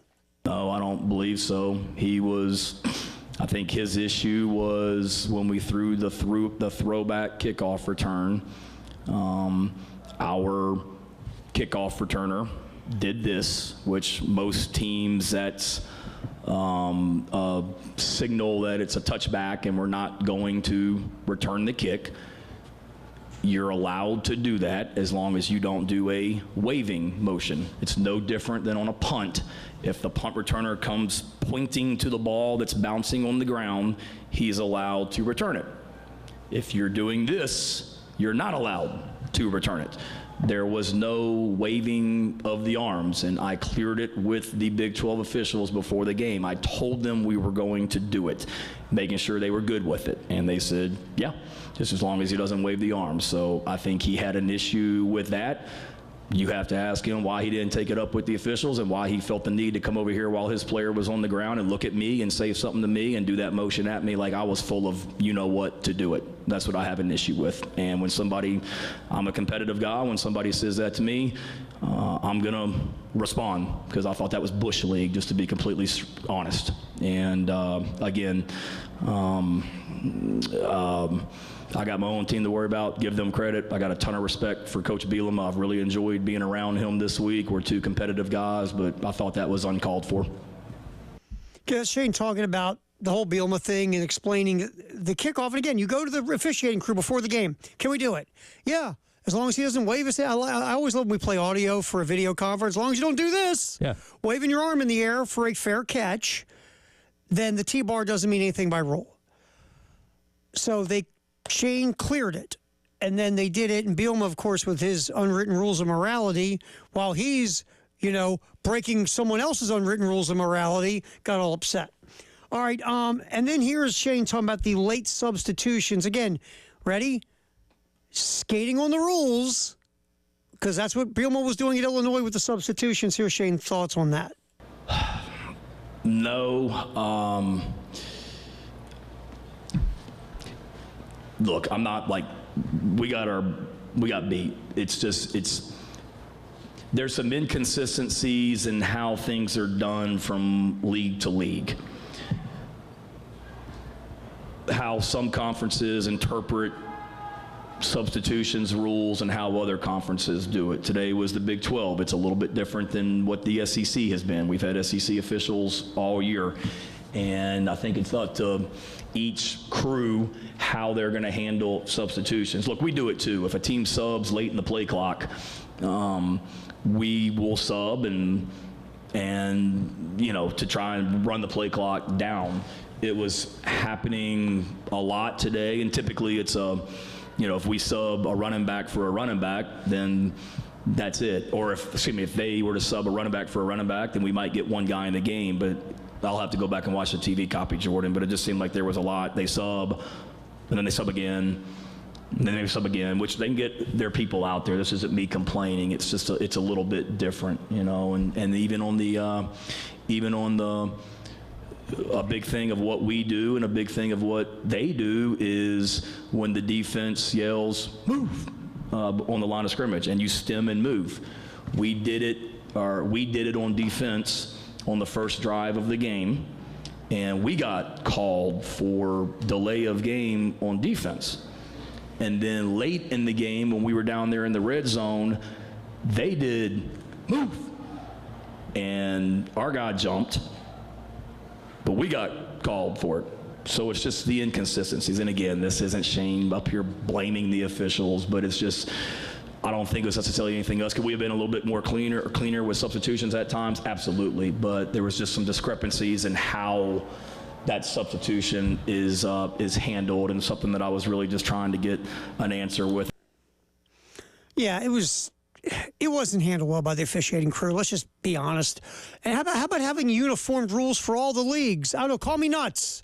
Well, call me crazy. It'd be great if we had some kind of overarching commissioner that oversaw all of college football. I thought James Franklin had a good idea. Why not Nick Saban? Why not? I'd vote for him. I'm all for Nick.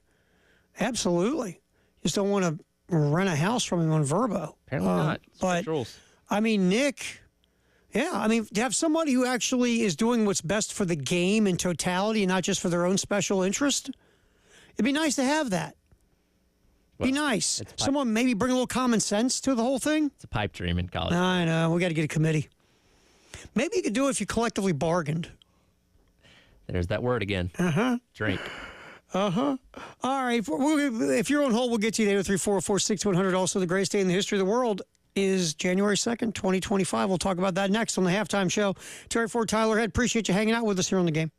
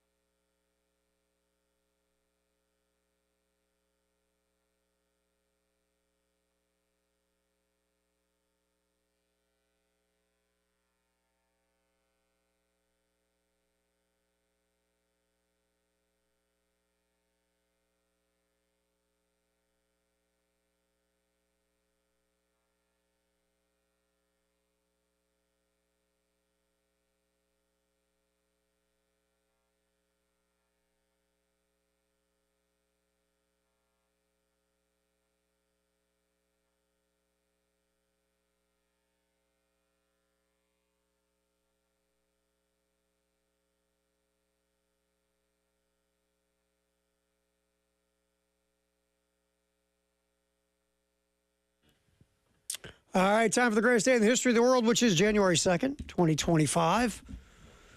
We don't do checks anymore. Nobody really writes a check. Right. But back in the days when you wrote checks, it would take me at least a month or two to get out of writing the previous year. That's how I always felt in school, because every assignment, like in elementary school and high school, you had to like date it. You have to write your name and date it, all that stuff at the top of the paper. And for like the first 3 weeks, you'd always write the previous year and have to either scratch it out or erase it and go over again. Yes. And then like by the time you got in the rhythm of writing the new year, it switched to February, so then you're writing the wrong month over and over again. It's like, okay, 01/25. No, wait, it's 02/25 now. Yeah, it's a pain in the butt. So now, like, that's kind of the interesting thing now is, like, I don't have to write the date. No. Hardly ever anymore. We don't write the date. So it's not a problem. The only time I pay attention to the actual date is when we're doing this. Yeah. I mean, usually, every now and then I look at my phone going, by the way, what's the date? Done. Yeah. Don't have to worry about writing. When's the last time you had to write the date? The only dates I'm concerned about are the 15th and the end of the month. I was going to say the 30th. That's when the money comes in. So that's when we get paid.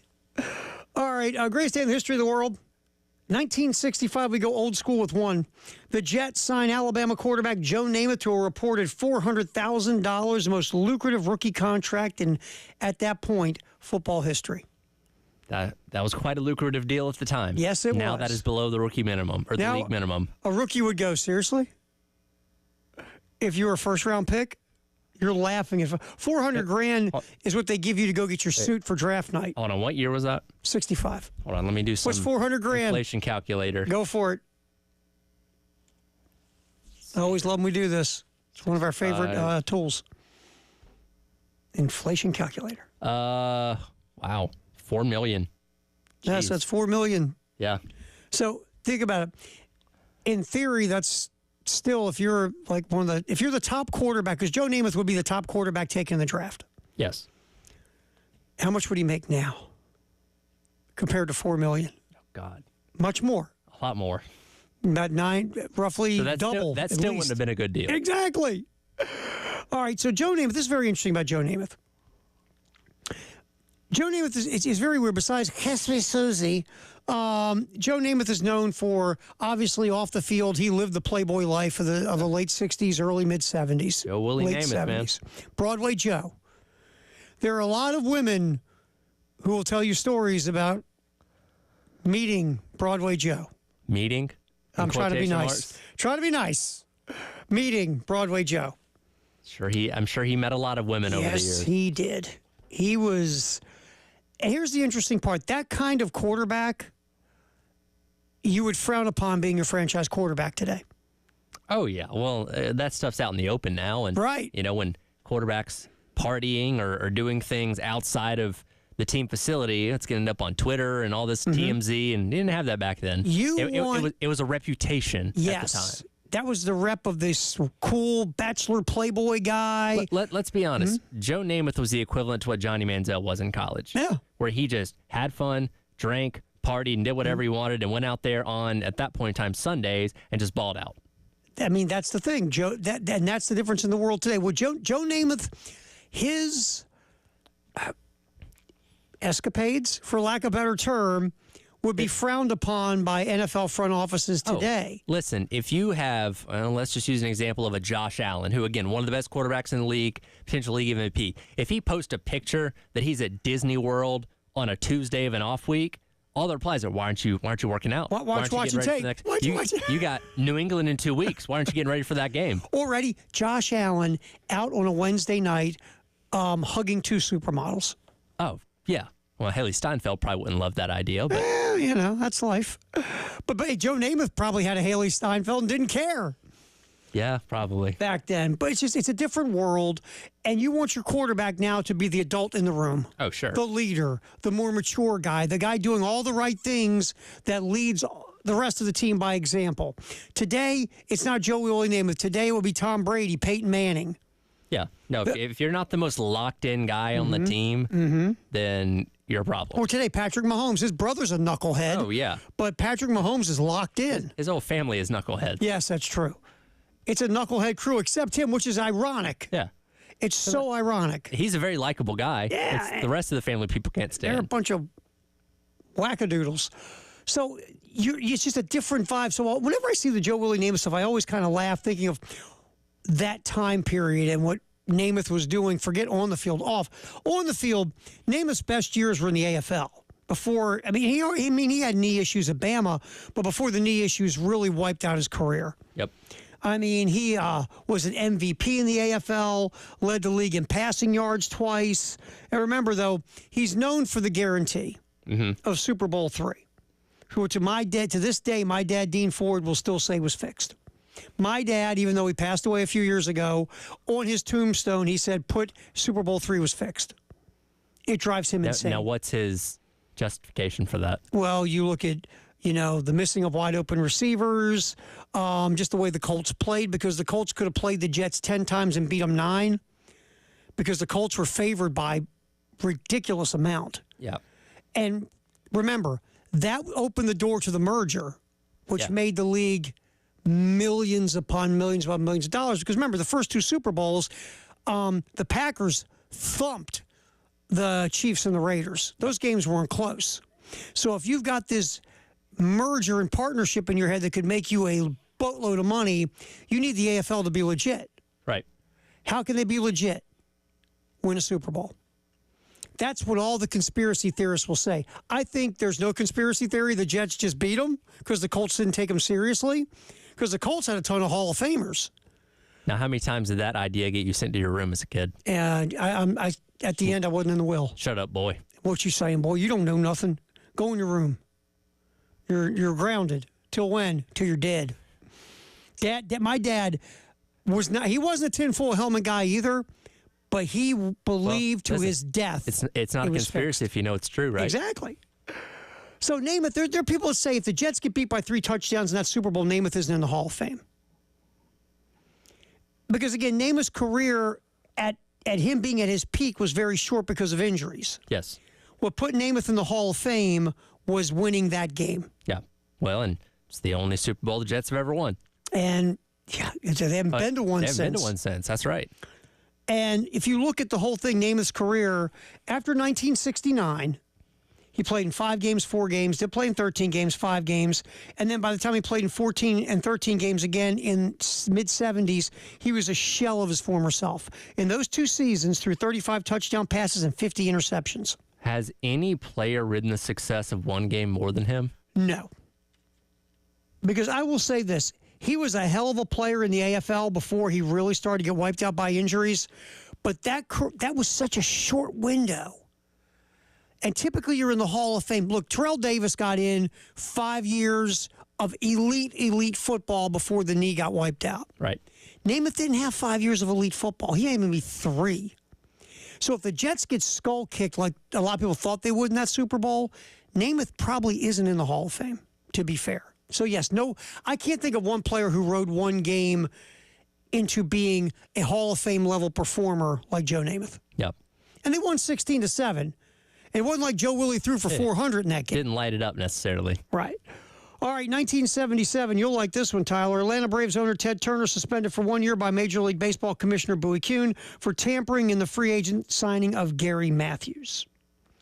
Ted did his own thing. Remember, Ted managed. Ted was his own guy. One of my favorite stories my dad tells is of the games that Ted Turner managed, where he just thought, well, I'm a successful businessman. Surely I can handle operations on a baseball diamond, when he didn't realize how fast the game moves. Like, oh, bleep, I'm in over my head. Yes. Yeah, Ted, you're better off letting other people run it and manage it, and you sit in the box seats and fall asleep next to Jane Fonda. Sure, or push a peanut around the bases to draw some fan interest. Exactly. This day in 1982, one of the craziest NFL playoff games ever happened. San Diego Chargers, Miami Dolphins. Chargers won in overtime, 41-38. Dan Fouts threw for 433. Don Strock had to play for Dan Marino, threw for over 400 yards. This thing was back and forth. Dolphins ran a hook and ladder. This game was insane. I remember being a young Terry Ford watching this game. It was wild. And that's when scoring more than 24 points was a rare feat. It was Eric Coryell with the Chargers. It was Dan Marino and those Dolphins. even though Don Strock, one of the greatest backup quarterbacks in the history of football, came in and was ridiculous. That game was Dolphins won that game in the heat in Miami. Next week had to play in the frigid cold of Cincinnati in the AFC Championship game where it was like 100 below. That's when the Bengals went to the Super Bowl, lost to the 49ers. All righty, and then in 84, in a great national championship game, Miami with Bernie Kosar beats Nebraska 31-30 this day in 1984 in the Orange Bowl. Greatest day in the history roll. We'll come back. Firehouse Up text the hour, and we'll yip with Jay Phillips for a second, too. Getting ready for the post-game show right here on The Game.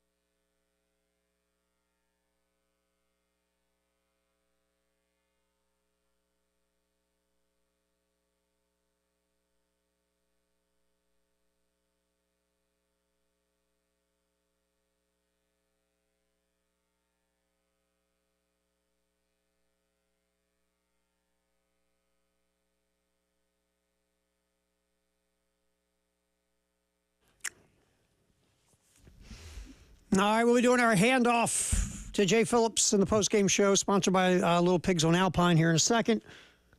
803-404-6100, our Firehouse subtext of the hour. What do you got there, my man? Yeah, Jason weighs in and says, as bad as this is, it's still Nicky's decision.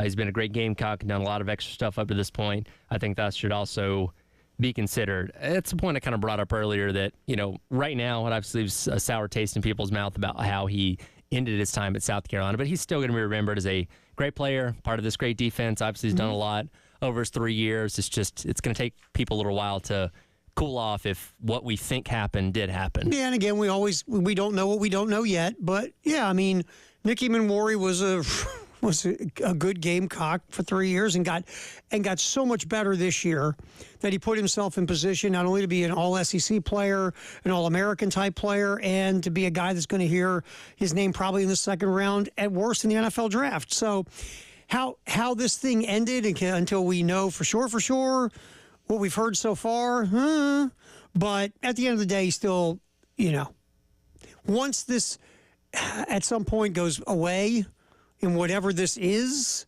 yeah, I mean, Nicky Manwari gave 3 years of good work. There's not going to be a sign at the city limits that don't let this guy in with a photo of Nicky Manwari. He's not going to be banned, right, exactly. It just takes time, and whatever happened, and again, we don't know the whole story, so we'll see. All right, what are you doing, man? Happy New Year, Jay Phillips. Can I weigh in on this? I thought I was going to let you save it but go ahead. So, first off, everything I've been told so far suggests he told no one. Exactly. Secondly, to Tyler's indirect point about the city limits, I think it's one of the things that's going to make it sting just a bit more. Not that, and I told someone I was speaking with about it this morning. If he was from, and I just said Fort Lauderdale. I just threw out a place, right? It would still be a bad thing, but that he's from Columbia and was not someone who was really sought after makes it that much more difficult for this fan base because that's one of the differences, as we all know, in collegiate sports, right? And when it is one of your own, if you will, there's that much more of an attachment. It's not to say that if you are from Fort Lauderdale or Seattle, Washington, and you come play here, that they won't love you. Look at Ryan Brewer. He's not from around here. Sure. So there's that part of it. Thirdly, look, just don't play. It's okay, man. Like everybody around here, 100% of people know that you are now one of the 50, 60, top 75 draftable players in April. Everybody knows that. Right. Just don't play. Well, that's my thing. My thing is opt out. Now, obviously, the Cam Ward thing opened a door. But here's, I guess, my thing. But they knew that, Terry. Right. That's where I was going to go. The thing, I guess, and we talked about this earlier, Tyler and I, was no one knew. And not even his teammates. I mean, Knight turned around and went, Peyton Williams is out here a lot. Okay, let's play ball. Not even his teammates knew, from what we understand. It has been told to me that no one. Yeah. That this was a decision he made at halftime. Now maybe he made the decision before the game, but he didn't tell anyone. And maybe he was influenced by the Cam Ward situation. Now, the difference in the Cam Ward, again, the entire Miami football program knew. Now, they knew internally, and they kept it private. Right. They didn't tell, they didn't want anybody else to know. Right. But they knew all along that here's the deal. Yeah. And they were good with it. Right. And no one knew this one. Now, Nick said he told a coach, reportedly. I heard that, but I haven't been able to figure out who, and is that a staffer? Was it Torian? I think if it was Torian's going straight to Shane. Oh, well, yeah, that's my point. Once a coach is told this, now did he tell a coach at halftime in the locker room, I'm not going to play, I'm not going to play, and then all of a sudden Torian's got to go run tell Shane. Right. And I think now that might be, but I guess when I say, and when anybody else is saying he didn't tell anybody, it's he didn't tell anybody pregame. No, he didn't. It feels like that. And again, I'd love to hear Nick Manwari's side of why he did things the way he did. He needs to speak on Yes, he should speak on this, because if not, it's just going to continue to swirl. I mean, we speculate, and it's a bad look. And it's a bad look. Yeah. you know, you can get hurt, as we say, you can get hurt slipping in the shower. So there's always the risk of injury in life, and in this sport especially. I would have much preferred, even if he had done it the night before, just go ahead and tell your head coach, hey, because then, Reddy, I'm out. You can get prepared. You get Peyton Williams prepared more. You get your teammates prepared. Not to tell any of your teammates, the guys that are the brotherhood that you go on the field with all the time. Look, Nick will probably look back on this at some point and wish he would have done it another way. Yes. Let's put it that way. Yes. All right. Post-game show coming up. A lot to talk about. A lot of football. Tyler, good work, my man.